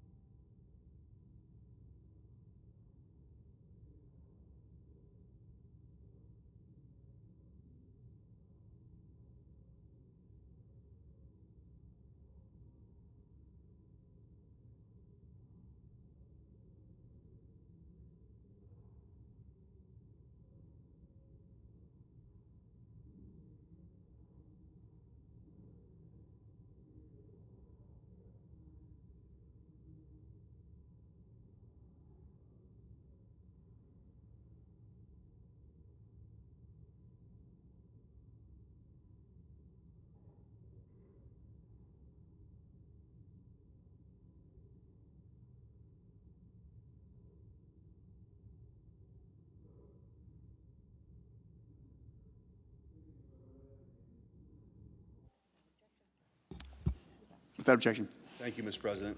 Mr. President, I rise today to honor one of the greatest teams to ever wear the black and gold, the 1960 Missouri Tigers. They finished 11-0. They conquered the Big Eight. They defeated the Navy midshipmen 21-14 in the Orange Bowl in Florida. But their greatness can't be measured by their record alone. Their story is about something deeper: perseverance after humiliation, accountability in the face of injustice, and the integrity of men who kept their word. To understand what they accomplished, we must go back 2 years. Dan Devine arrived at Missouri in 1958 and inherited a program searching for its footing. His first team brought one terrible afternoon in Norman, Oklahoma. The Sooners beat Missouri 39-0. It was a humiliating, dismantling, and devastating loss. After the game, Coach Devine stood before his players in the visiting locker room, knowing full well many of those men would graduate having never beaten OU. But Devine looked at the younger men and made a promise. 2 years from that day, Missouri would return to Norman, and Missouri would win. That was no small pledge. Oklahoma ruled the conference at that time. The Sooners hadn't lost a conference game at home since 1942. Norman was where the soaring dreams of visiting teams came crashing down to reality. But a promise had been made by Coach Devine. So for 2 years, the Tigers went to work. By the fall of 1960, Missouri had become a machine, powerful, disciplined, relentless. The Tigers went into Happy Valley and beat Penn State. They traveled to Lincoln, Nebraska, and shut out the Cornhuskers. They defeated the powerhouse that was Colorado. 8 games, 8 victories. Not a single team put up double digits against them. Then came the return to Norman. Oklahoma struck first. For a moment, the Tigers were seeing ghosts. For a moment, the boys in black and gold had Boomer Sooner ringing in their ears. For a moment, it felt like 1958 all over again. But this Missouri team did not panic. It answered. Norris Stevenson, one of the great pioneers in Mizzou history, tore down the sideline for a 77-yard touchdown. Later, with Oklahoma threatening to seize the momentum, Stevenson broke free again, this time from 60 yards out. He finished with 169 rushing yards and 2 touchdowns. Missouri finished with 41 points. And when the clock hit triple zeros, the scoreboard read Missouri 41, Oklahoma 19. 2 years from the humiliating loss on the field, Dan Devine and his players walked out of Norman as victors, the promise they had kept. The Tigers returned home undefeated and ranked #1 in the nation. Only one obstacle remained between Missouri and an unblemished regular season. Unfortunately, that obstacle was Kansas. Now, Mr. President, rivalry games can produce strange results. Sometimes the underdog rises. Sometimes the favorite has an off day. And sometimes, Mr. President, Kansas simply uses a player who wasn't eligible to be on the field. The Jayhawks defeated Missouri on the scoreboard for a few brief and fraudulent weeks. They called themselves conference champs, but there was a problem. The Jayhawks had discovered that the only way they could execute better than Missouri was by breaking the rules. The Big Eight ordered Kansas to forfeit the victory and strip the Jayhawks of the conference title. Kansas could keep the memory of the final whistle. Missouri kept the title. That distinction matters. A football game, yes, is a contest of strength, but is a contest that's governed by rules. Without rules, victory means nothing. A championship obtained by cheating is not a championship at all. The people of Kansas have spent more than 6 decades trying to turn a blatant penalty into a moral victory. But the truth is harder to bear, and facts are stubborn things. Missouri finished 11-0, reminding the conference and the American populace that cheaters never truly win. But Missouri's season wasn't finished. On January 2nd, 1961, the Tigers took the field in Miami against 4th-ranked Navy. Watching from the stands was President John F. Kennedy. Navy had a Heisman Trophy winner named Joe Bellino. Missouri had a defense built to break the will of its opponent. The Tigers held that year's Heisman just to 4 rushing yards. Heisman winner just to 4 rushing yards. Then they overcame a 98-yard fumble return. They absorbed every blow Navy could deliver. And when the night was over, Missouri had won 21-14, securing the first bowl victory in school history. Mr. President, every generation needs examples of men who stuck to their word. Dan Devine made a promise in the ashes of defeat. His players believed him. His players were descended of those who fought Europe and the Pacific. His players were hardened by parents who had weathered the Great Depression. They accepted their coach's promise as their word when they spent 2 years earning the right to fulfill it. They did not complain about the humiliation they had experienced in Norman. They prepared for a return.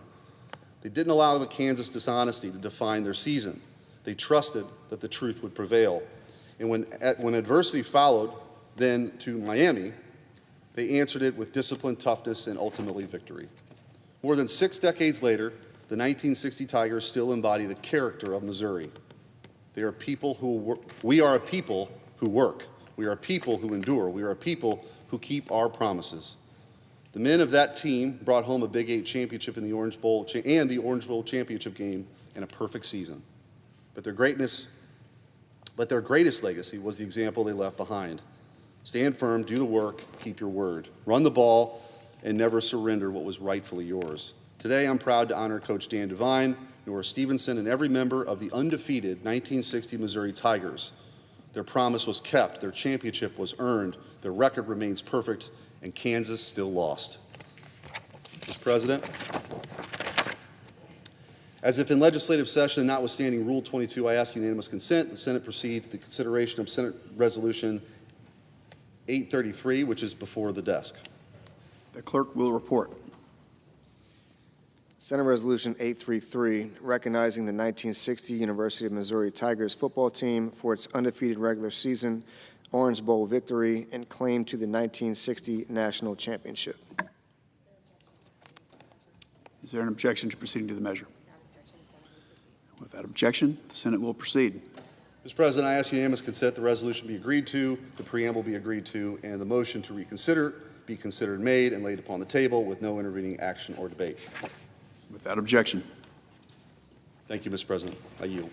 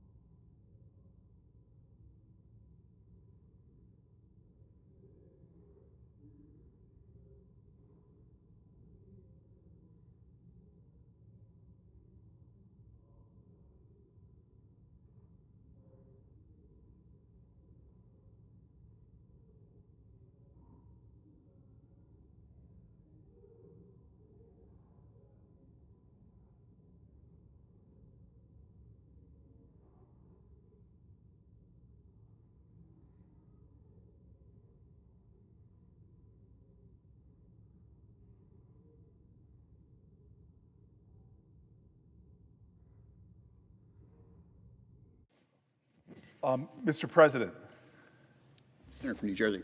I am grateful for your recognition, Mr. President. And want to try to get this order right. As if in legislative session, I'm going to give some remarks and then ask for a unanimous consent on a bill. But I really want to first talk about something really challenging and tragic that happened in the state of New Jersey. Edwin Lopez Cornejo died. He is dead. And it's a death that did not have to be. He was detained by ICE on June 18th. He was sent to Delaney Hall in my home city in Newark, New Jersey, a detention center, and he never came out alive. 20 years Edwin lived in the United States of America. 20 years of building a life here, 20 years of being connected to people and community, 20 years of making here in America a way forward. And yet, in less than 2 months of detention, the immigration system in our country led to his death. And in Delaney Hall, he's the third person in 9 months to die. The 23rd person to die in ICE custody this year. Not the first warning sign, not the second. This is the third death at the same facility, and yet nothing changes. Let me tell you exactly how Edwin Lopez Cornejo died, because his family deserves to have his name said on the Senate floor and his story told plainly. Edwin had diabetes. He had high blood pressure.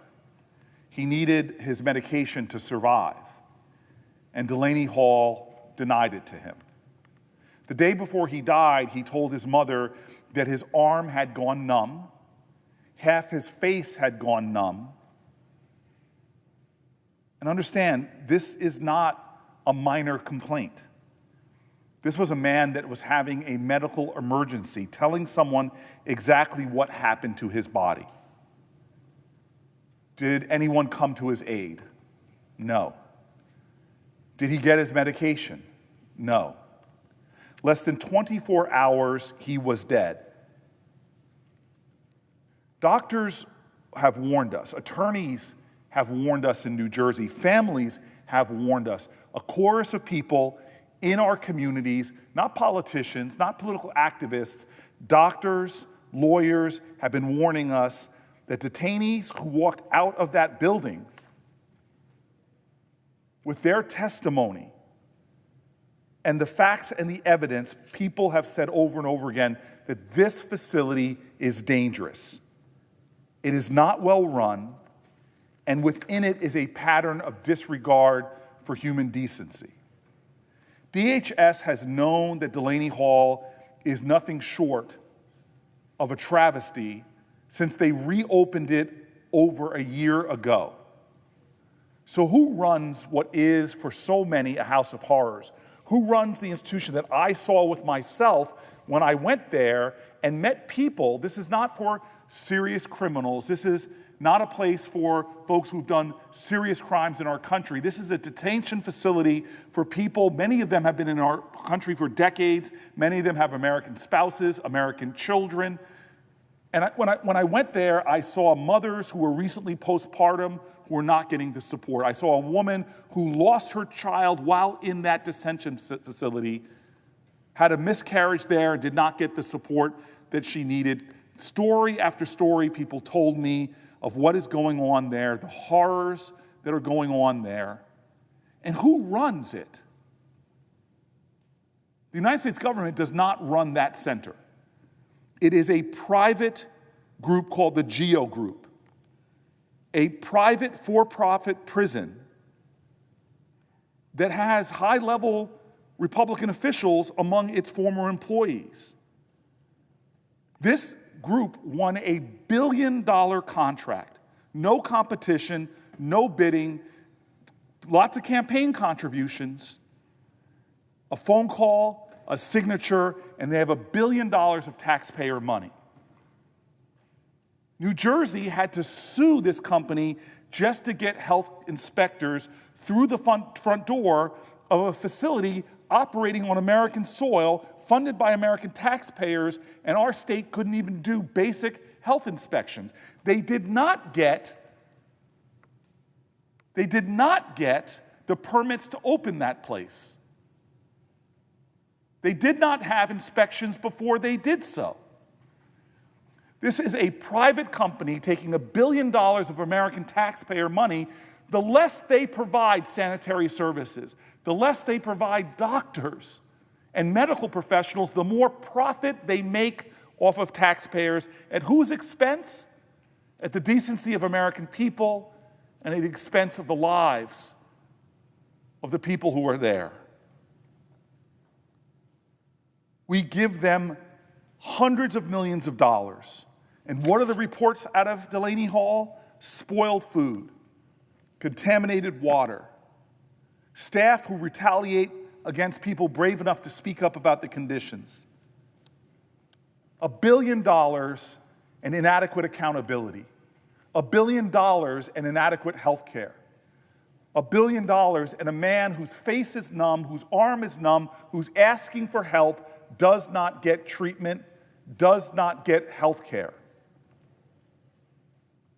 So here's the truth.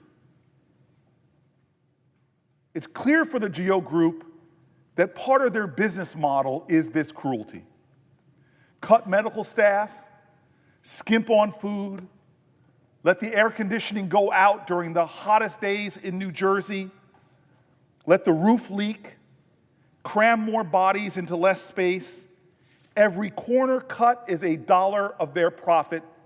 Every dollar of their profit is $1 that the GEO Group's executives get to celebrate on their next earning calls. GEO Group stock has more than doubled since February of 2026, more than doubled. You know why?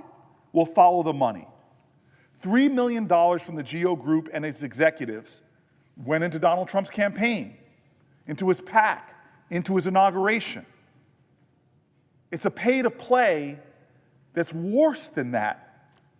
A pay to play and people get hurt. Lives are lost. Over $2 billion in federal contracts to run facilities like Delaney Hall in our country. This is not immigration policy. This is not what we stand for. No one loses their humanity because they're incarcerated. No one should lose their basic rights because they're behind bars. Look, I'm all for what this administration promised it would do. They said they would go after the worst of the worst. They said they would go after the people threatening our communities, menacing our families. We should all be supportive of that. I believe we should have strong borders. I believe we should get criminals off of our streets.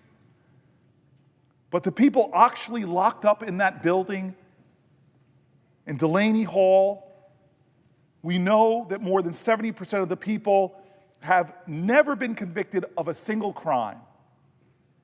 I met a high school student who had more of a Jersey accent than I do, who just wanted to walk with his class, rounded up. I've had the Catholic Church reach out to me because of the sweeps they're doing around schools and churches. I've had family members beg me to get folks out in order to see their American children hit milestones like birthdays and graduations. I've been appealed to from everyone from priests to Republicans in our community.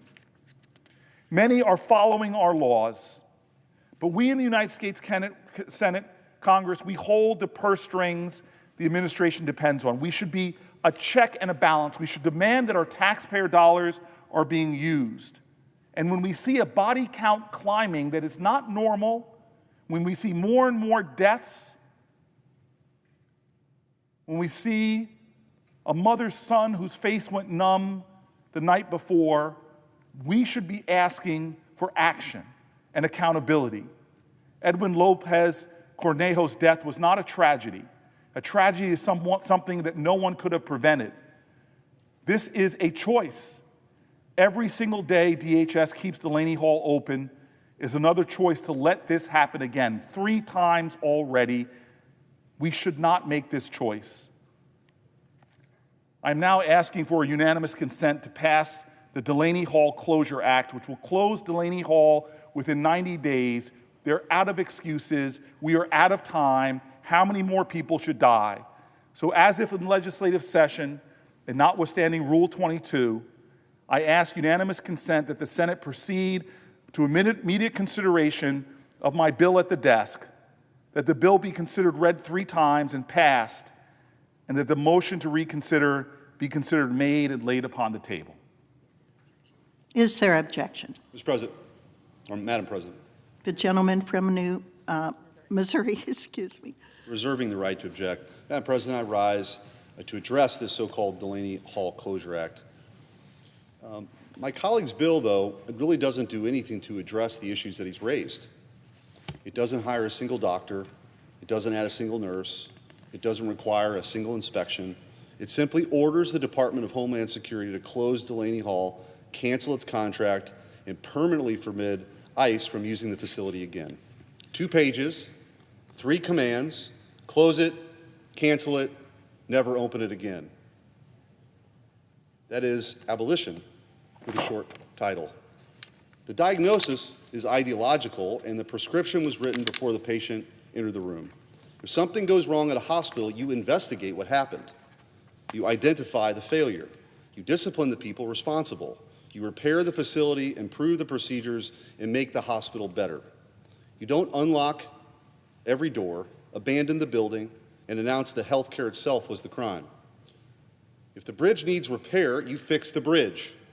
You don't blow it up and congratulate yourself for preventing future traffic accidents. Yet, that is the theory behind this bill. A tragedy did occur. Therefore, Democrats say law enforcement must disappear. But closing Delaney Hall doesn't eliminate the need for detention. It leaves 3 choices: transfer detainees somewhere else, possibly further from their families, lawyers, and doctors, crowd them into another facility, and further strain medical staff, or release people the law says should remain in custody while this ceases the removals, and so they're not completed. The bill provides no replacement capacity, no transfer plan, no continuity of care requirement, no additional medical funding. It removes a 1,000-bed facility from the system and calls the resulting chaos compassion. And let us be clear about why immigration detention exists. It is used to ensure appearances at immigration proceedings, facilitate lawful removals, and to protect the public from criminals. My colleague and my friend from New Jersey says many detainees have not been convicted of crimes. That is beside the point. A person doesn't need a criminal conviction to lack a lawful right to be in the United States of America. That's our immigration laws. That's how we have operated for decades. And anyone detained can leave detention whenever they want. They must simply agree to return to their home country. What Democrats demand is for illegal aliens to remain in America and be above the law.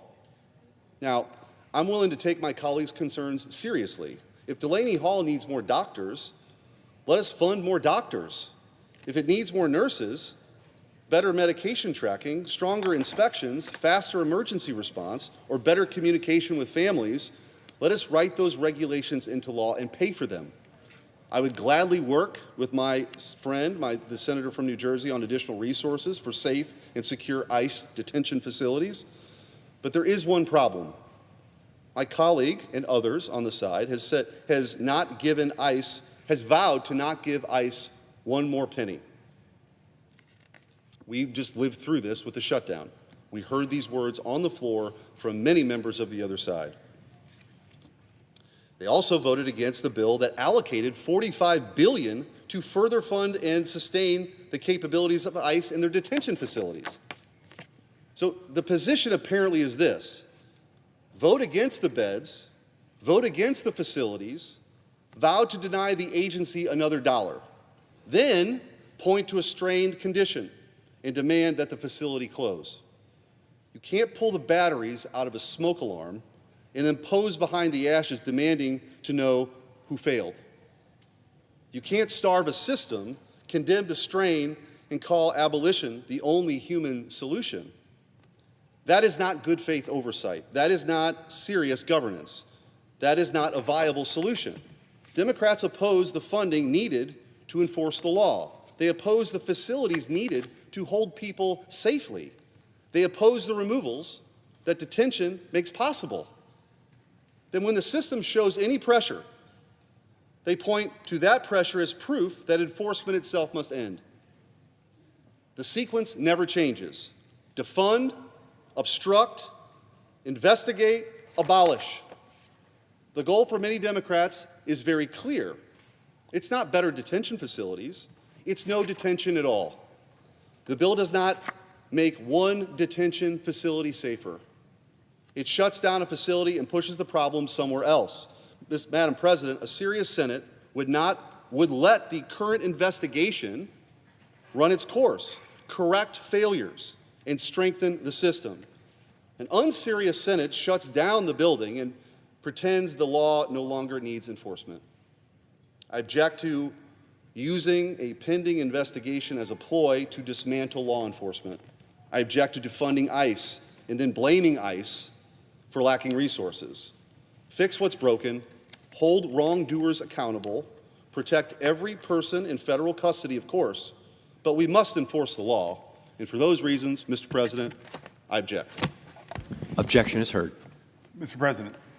To recognize the senator from New Jersey. I appreciate the good faith words of my colleague, and I'll take it to heart that he is against unnecessary deaths, that GEO Group should be investigated thoroughly and held accountable. I do want to make a couple of follow-up points. First of all, I live in Newark, New Jersey. I used to run the police department as its mayor. There's nobody that feels more urgency for public safety in my city than I do, and I hired as many law enforcement officers, worked well with ICE, I worked well with FBI, DOJ, all the federal law enforcement officers in a coordinated effort to protect my community. This idea that Democrats want to defund ICE is wrong. I actually believe we need law enforcement in our communities to keep us safe. I want to make sure that we do it in a way that comports with our values and our decency. Let's be clear. There is no law enforcement agency in America that has more money than ICE has right now. This idea that Democrats have done anything to defund it, right now ICE has more than the FBI, more than the ATF, more than the Coast Guard combined. It is the most well-funded agency there is. And the idea that they cannot provide for the basic needs of people that are in their facilities is a lie. This is not a money problem. ICE has all the money they need, and they're showing an inability to keep their inmates alive. Now, I like my colleague's metaphor that if a bridge is broken, you close the bridge. I know this because, again, I was a mayor. If people were falling through holes in a bridge, we close the bridge. Do the inspections, but don't leave people in a hellscape where people continue to die in that facility. To keep that open is irresponsible. ICE has enough money to transfer people that are a real threat to other facilities. ICE has enough money to run around my state, overspend for real estate, as they've done in one of my towns, throwing cash around in a way that should offend Republicans and anybody fiscally prudent, but not hold the people accountable. Yes, if something is broken, you stop using it. If people are dying because of a defect in a car, you don't use it. If people are falling through holes in a bridge, you close it. We have a responsibility for taxpayers' money, and we have shoveled this agency more money than any law enforcement agency there is, and then we're not doing what's necessary to hold these people like the GEO Group accountable. I will continue to stand for law enforcement. One of the reasons why I got elected by my state is because we drove crime down in the city of Newark, and everybody saw it. Investment came back, population came back. I believe in creating safety in my community. This is not about the accusations that somehow Democrats don't believe we should have strong law enforcement. If anybody believes in that, I know my record here in the Senate speaks to that. How can we stand here and allow a facility in which multiple people have died in the most gruesome ways? How can we allow an organization that is supposed to be providing health care but denying it? How can we allow this in accordance with our own values? Enough is enough. Delaney Hall is a nightmare. I did not come to the floor to talk about closing facilities all over the country. I'm talking about one facility with a record for people dying unnecessarily, with a record of people being denied medical care, with a record of people being denied healthy food, one facility that is failing. And to keep it open, for this body to keep it open, waiting for something to change while more people are suffering and may die, is irresponsible beyond compare. I believe there's common ground on both sides of the aisle, where we can achieve the highest levels of safety and also ensure that within our incarcerated facilities, people are treated with dignity. I have worked across the aisle with Senator Lindsey Graham, with Senator Chuck Grassley, with Senator Mike Lee to improve conditions in the Bureau of Prisons. I hope when it comes to ICE facilities in this private for-profit company where people are dying, that we can find some common ground to stop this nightmare from happening. Thank you, Mr. President.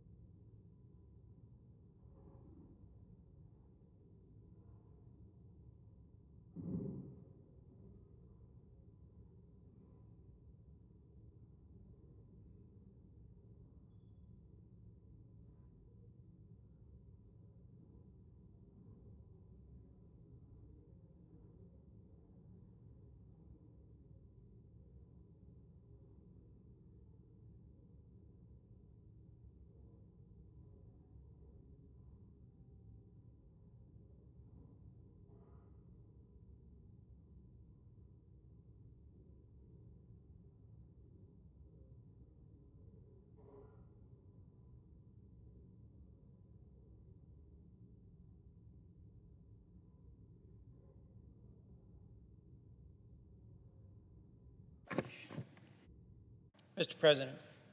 Chair recognizes the senator from Delaware. Mr. President, one of the questions we all have to wrestle with in life is why do the innocent suffer? Why do the righteous find at times the circumstances of their lives to be so painful as to be beyond imagining? And how does one make purpose out of pain? Of all the diseases that afflict mankind, ALS is one of the most cruel. It robs someone of their ability to speak, to walk, to move, to care for themselves, yet leaves them completely present and conscious. Over the 16 years that I've served here in the United States Senate, I have been blessed by visit after visit from families going from office to office to ask, not for themselves, not to lessen their pain or their suffering or their challenges, but to try and turn their experience into a positive investment for others. Lots of different families with lots of different challenges, mostly medical, sometimes the parents of children taken hostage in other countries, or veterans who didn't get the benefits they were entitled to, but often families whose loved ones or who they themselves are suffering with cancer, with Parkinson's, or with ALS.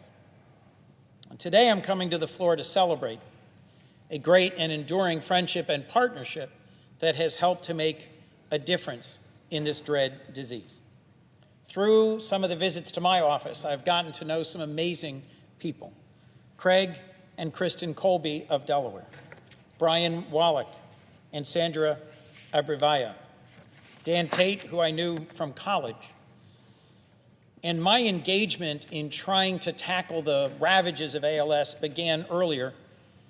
A dear friend from Newark, Delaware, Alex Snyder Mackler, his father, Scott, lived with and then died from ALS. My chief of staff lost his father to ALS. My brother lost his best friend.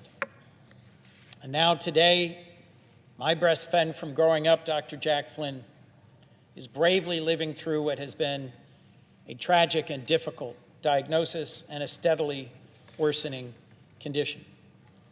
And when you meet someone with ALS, they are always accompanied by someone by their side who knows every detail, who helps them to eat, to talk, to live, to communicate. And they are looking for ways to make meaning out of their suffering.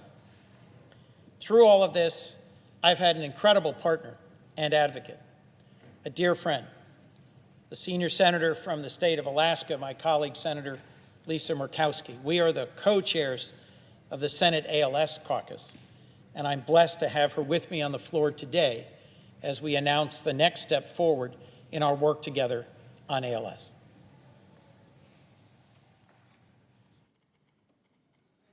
Chair recognizes the senator from Alaska. Mr. President, we go through periods here in the United States Senate where there's frustrating issues that we deal with, hours of unknown as to what's going to happen. Are we going to be able to make something happen? Are we making a difference? And some days can be particularly discouraging. We've got a long way to go before this day is through. But to be here at the midpoint of this day and to be able to, as my colleague and my friend from Delaware has stated, to be able to celebrate an accomplishment is a reminder that we do good here. And we don't do good on our own. It takes teamwork. It takes cooperation and collaboration. It takes advocacy. And this is really what makes me just filled with a level of optimism and hope as we're talking about where we are at this moment for the ALS community. The House passed the Accelerating Access to Critical Therapies for ALS Act. We call it Act for ALS. They passed it a few weeks ago, and then the Senate was able to pass it in wrap-up. Yes, that means it passed by unanimous consent here yesterday. And we're now in this final step a final step of reauthorizing a program that is making a real difference for people living with ALS. And I think it's so important to just take a step back and say, what does that mean? Because we have not found the cure, unfortunately, for ALS. This legislation is not about this magical treatment that has come to be. But what we were able to do, working together now 5 years ago, when we passed the Act for ALS Act, we created this pathway for individuals. It's kind of a roadmap. And we said, if you're not eligible to participate in clinical trials to access investigational treatments, there's another way here for you.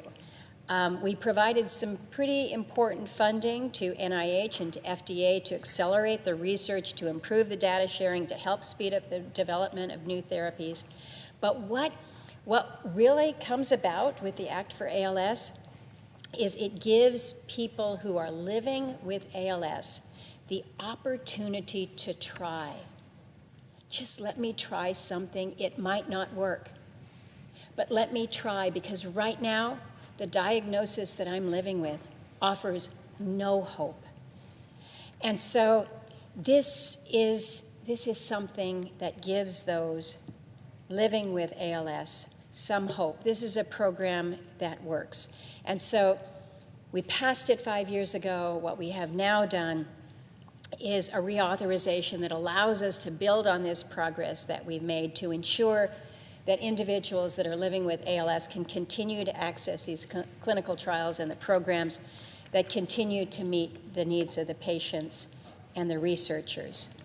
And Senator Coons has mentioned the advocacy, those caregivers, those who stand with and are wrapping their arms and their hearts around their loved ones who are dealing with ALS. This is about hope for them as much as those who are living with this dreaded disease.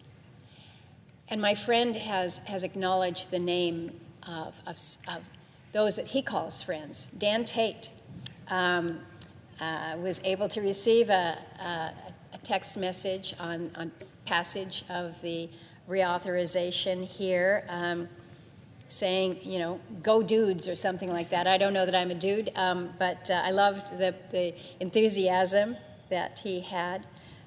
Brian Wallach has been an extraordinary partner in the years. You mentioned Sandra Abrevia, absolutely.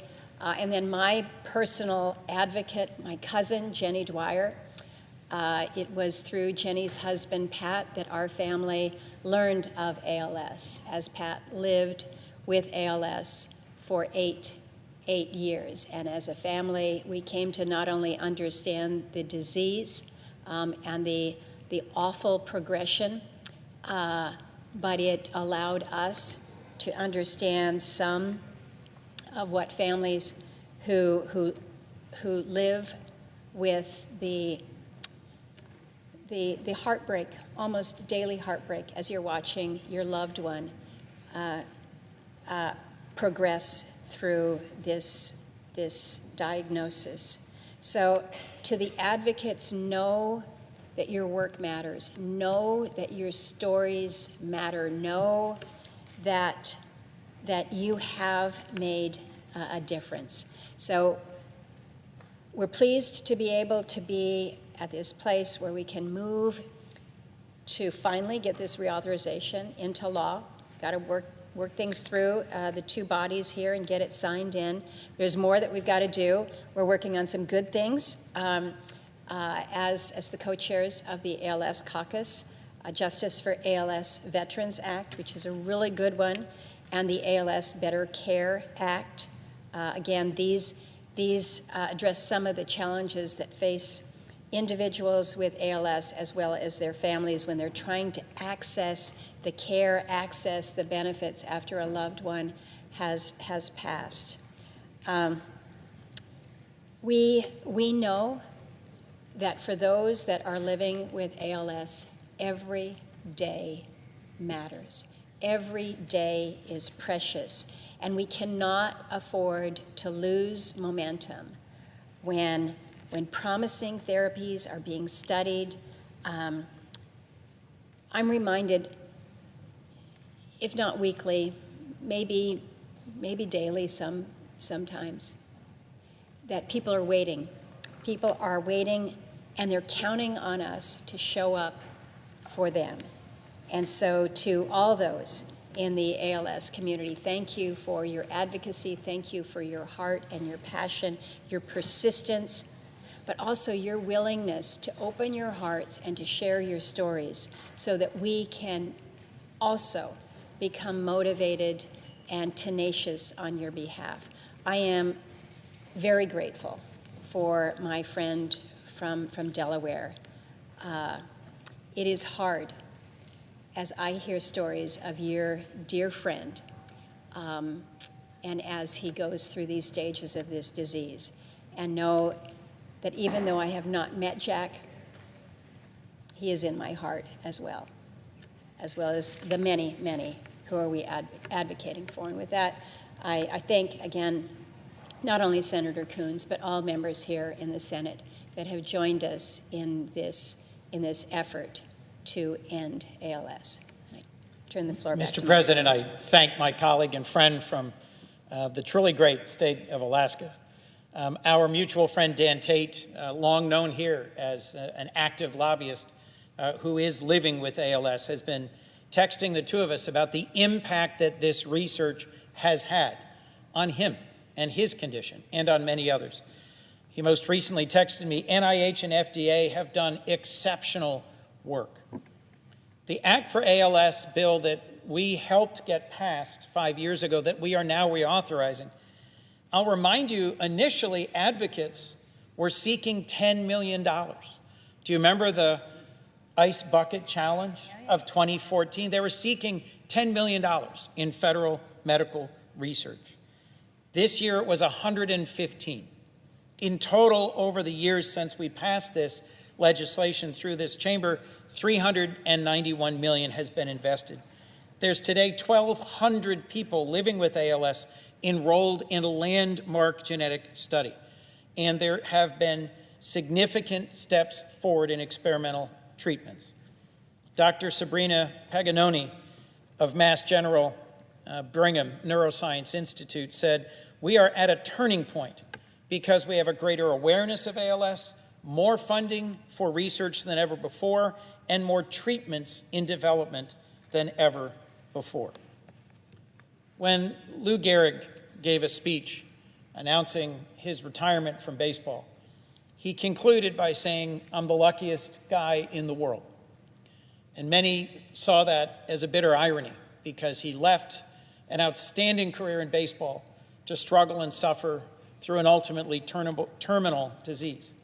But I have to say that I am the luckiest man in the world to have the blessing of the great and enduring friendship of a colleague and partner from Alaska, of the steady and reliable and motivating input of so many advocates and cared for people living with this dread disease, and the lifelong partnership and friendship of an amazing man, Dr. Jack Flynn.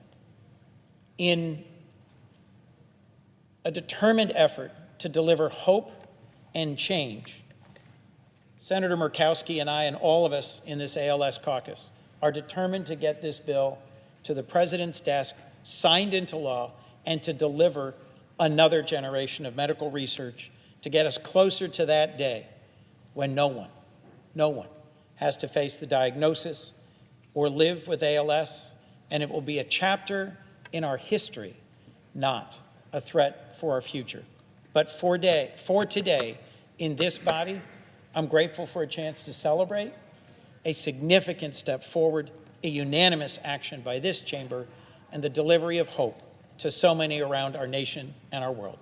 Thank you, and with that, Mr. President, we yield the floor.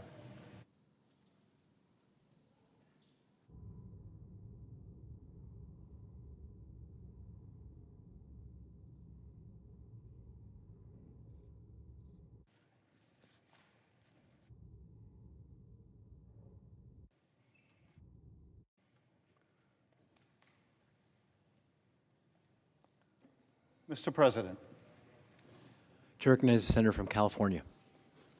Mr. President, I rise today to pay tribute to a remarkable member of my staff who is retiring from public service, Mr. David Granis. I must admit I misled David into coming to the Senate floor for this speech. I told him I was coming to speak on something completely different because he's not fond of being the center of attention, particularly when he is being the subject of praise. But he deserves it, both the praise and the surprise, since he has been known to play a practical joke or two himself. All I told him was I needed to discuss a very important matter on the floor of the Senate. I wanted him to hear it, and by the way, everything I made up on the way over here, you can completely ignore. That was a ruse. What I wanted to come here to talk about was, in fact, David Granis. David is no stranger to these farewell speeches. Congresswoman Jane Harman gave one about him leaving her office. Not to be outdone, Senator Feinstein has given two farewell speeches, two farewell to David speeches, one when he departed as staff director for the Senate Intelligence Committee and another when he left her office as chief of staff. This speech today may be the last of its kind, or maybe not. You never know. But let me begin by quoting my former colleague, the late, great Senator Feinstein, who said, "David led with wit and wisdom and demonstrated an uncanny ability to get the job done. He has been by my side for countless meetings with foreign leaders, ambassadors, military commanders, corporate chiefs, and local officials. David has served as a mentor for many of the members of my staff, and his professionalism and dedication are second to none. He is someone I am proud to call a friend." I cannot improve on those comments, so I will not try. Instead of sharing, again, his long list of accomplishments, the major pieces of legislation that he has helped to pass, the critical oversight that he's delivered, or the assistance he's secured for so many grateful Californians, I want to talk about David as a person and what he has meant to the many dozens of us, probably hundreds of us, who've had the privilege of working with him. When David first joined my office as a senior policy advisor, I knew we were gaining someone with a wealth of experience. I had known him from his time on SISI and also serving with Senator Feinstein. But what I did not fully appreciate, what I could not have known, was that our team was not only gaining someone with just incredible experience, but also someone who cares so deeply about the people he works with, and someone who is just a superlative mentor, particularly towards the junior staff, many of whom are here with us today to honor him. Because his impressive CV does not mention his acerbic wit, his many practical jokes, his commitment to learning the lingo of the newest generation. Seriously, he's quite committed to that. Very awkward when he uses it, but he's quite committed to it. Or the vigorous way he ensures that the staff keep the office refrigerator clean enough for surgical instruments. So today I want to do something a little different. I want to come here and laud once again his record of legislative service, yes, but more to the point, I want to share some of the stories of those who have had the privilege of working alongside him, but who do not have the same privilege that I have to order him to sit here and listen to us say nice things about him. Because otherwise, he would not allow such a celebration. He would not allow us to share these stories of his mentorship and his presence, how he's uplifted our staff and colleagues, and how much he means to all of us.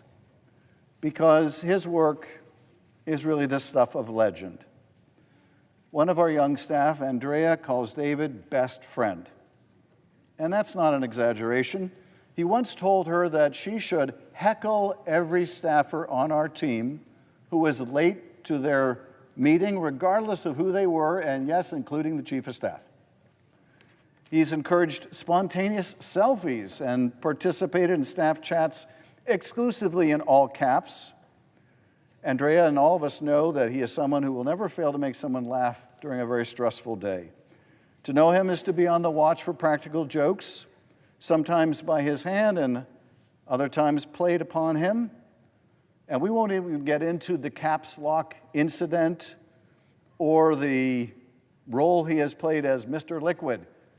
And I'm not going to get into those things because I have no idea what they are.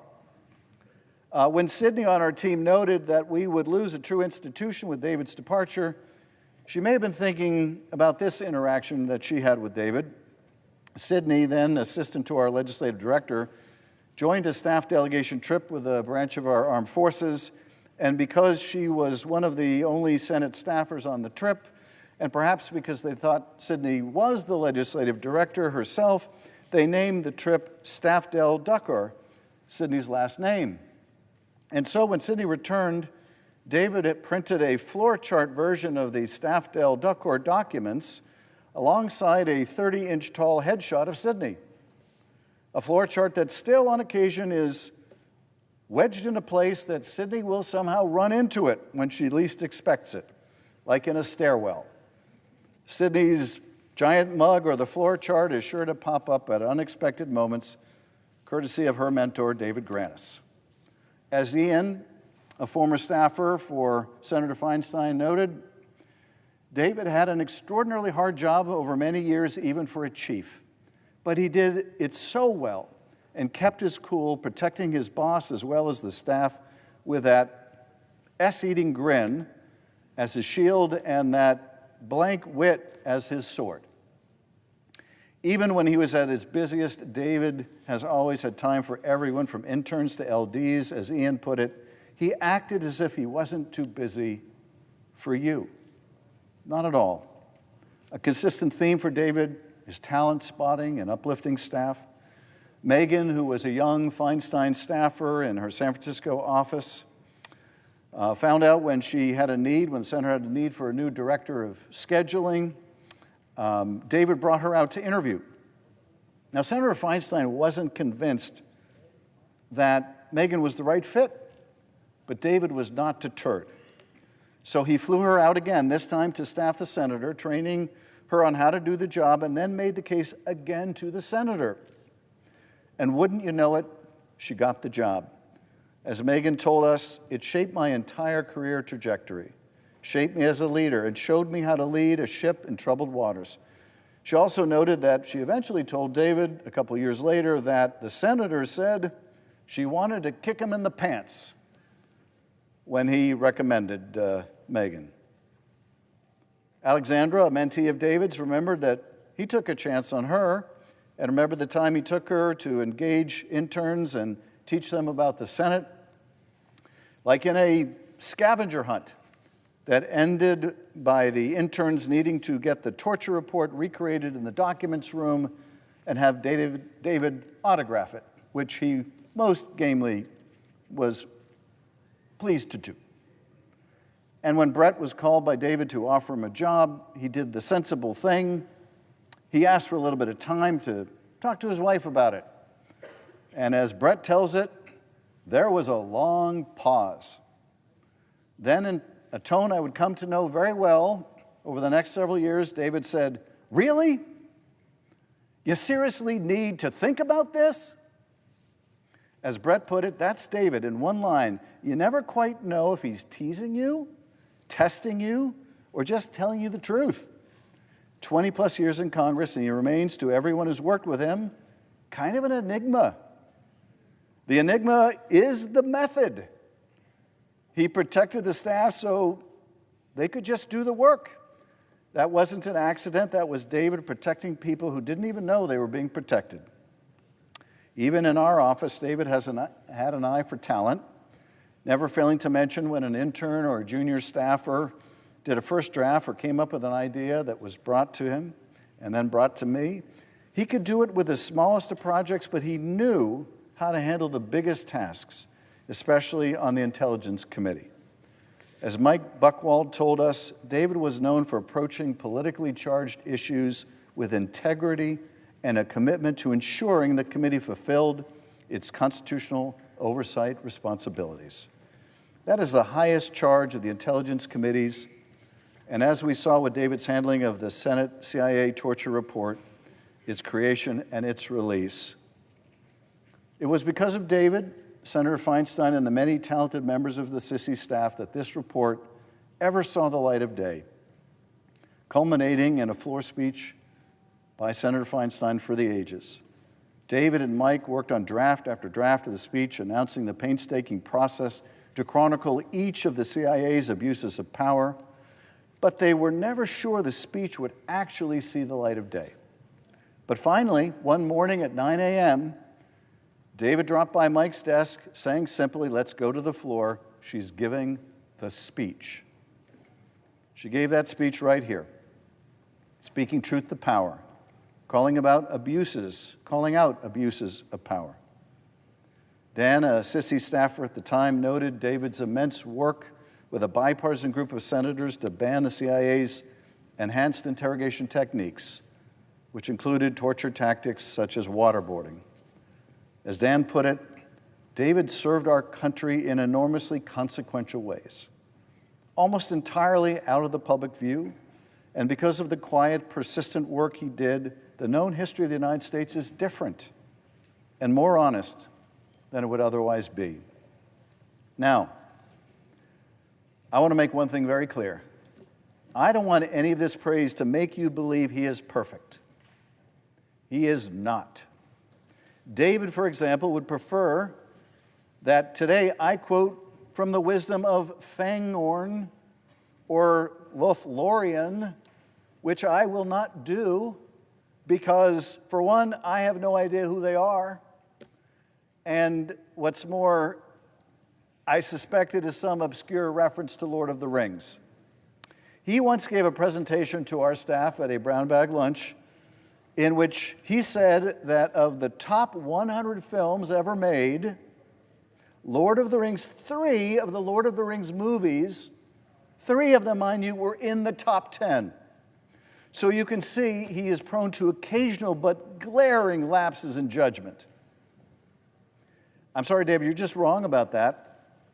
And I know that I'm pissing off Stephen Colbert and a lot of other people by saying that, but really, 3 of the greatest movies of all time, Lord of the Rings movies? I mean, does that even require discussion? Another member of our amazing staff, Cersei, noted dryly that behind the wit, David genuinely cares about the people he works with, even if he isn't always going to admit it. She cited specifically how he brought his wonderful humor to the bowels of the basement where our office was once located, actually twice located, which David took to calling the lower chamber. Peter, a colleague from the Senate Intelligence Committee, remembered 2 benches.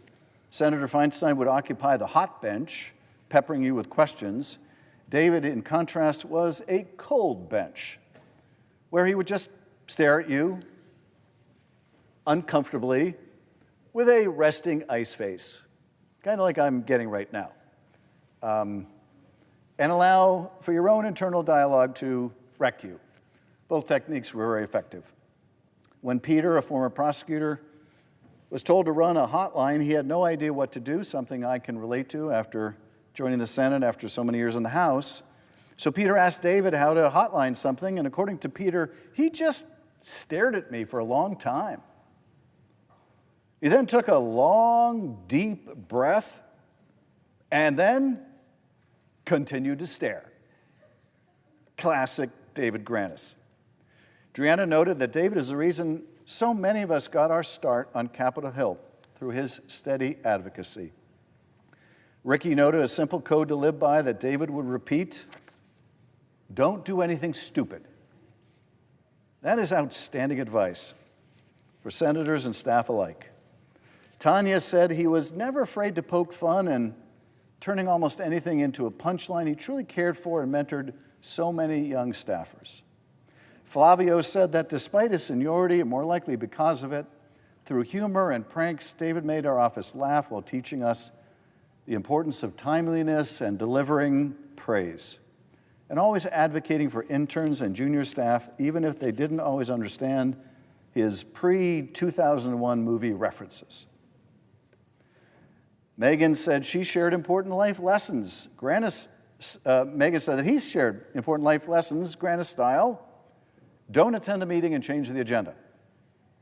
And if you think you have it bad, someone always has it worse.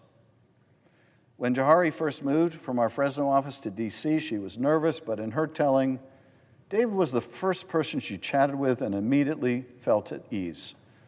When other staff ask who has become her mentor, as she put it, David is an easy answer.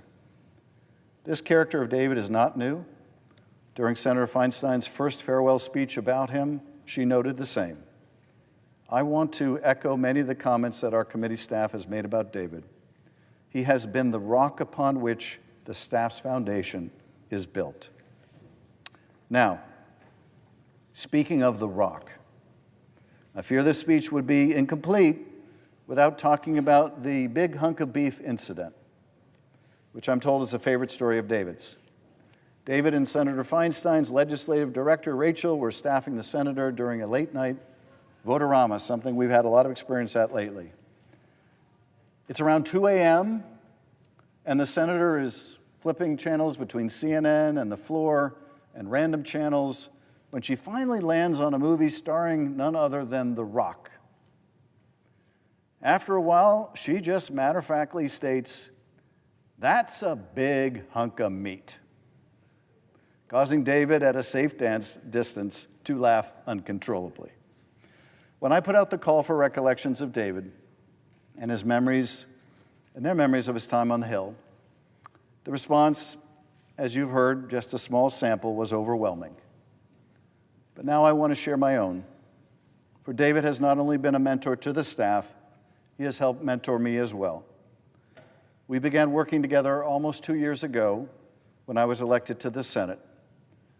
And in that time, I have been such an enormous beneficiary of his experience and his wisdom, his sense of humor, his poise under pressure, his intellect, and his friendship. I am so lucky to have had you on my team. So lucky.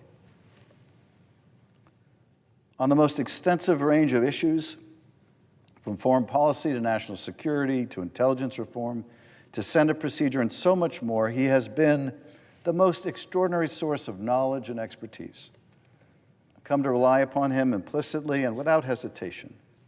The respect he is held in by senators and staff is unrivaled on the Hill, truly. He has dedicated himself to the public service for decades now, and the Senate and the country are immeasurably better for it. He is the quintessential public servant. Thank you, David. Thank you. And finally, I want to end my comments by thanking David's wife, Carrie, and their wonderful children, Sarah, Amelia, and Nathaniel. Senate staff make a lot of sacrifices to serve the public, financial and otherwise, late nights, weekends, missed trips, and their families are the ones who support them the most. So thank you, David. I can't wait to see what you do next, and the legions of staff that you helped and influenced and mentored and supported can't wait either. We all thank you. And I yield back.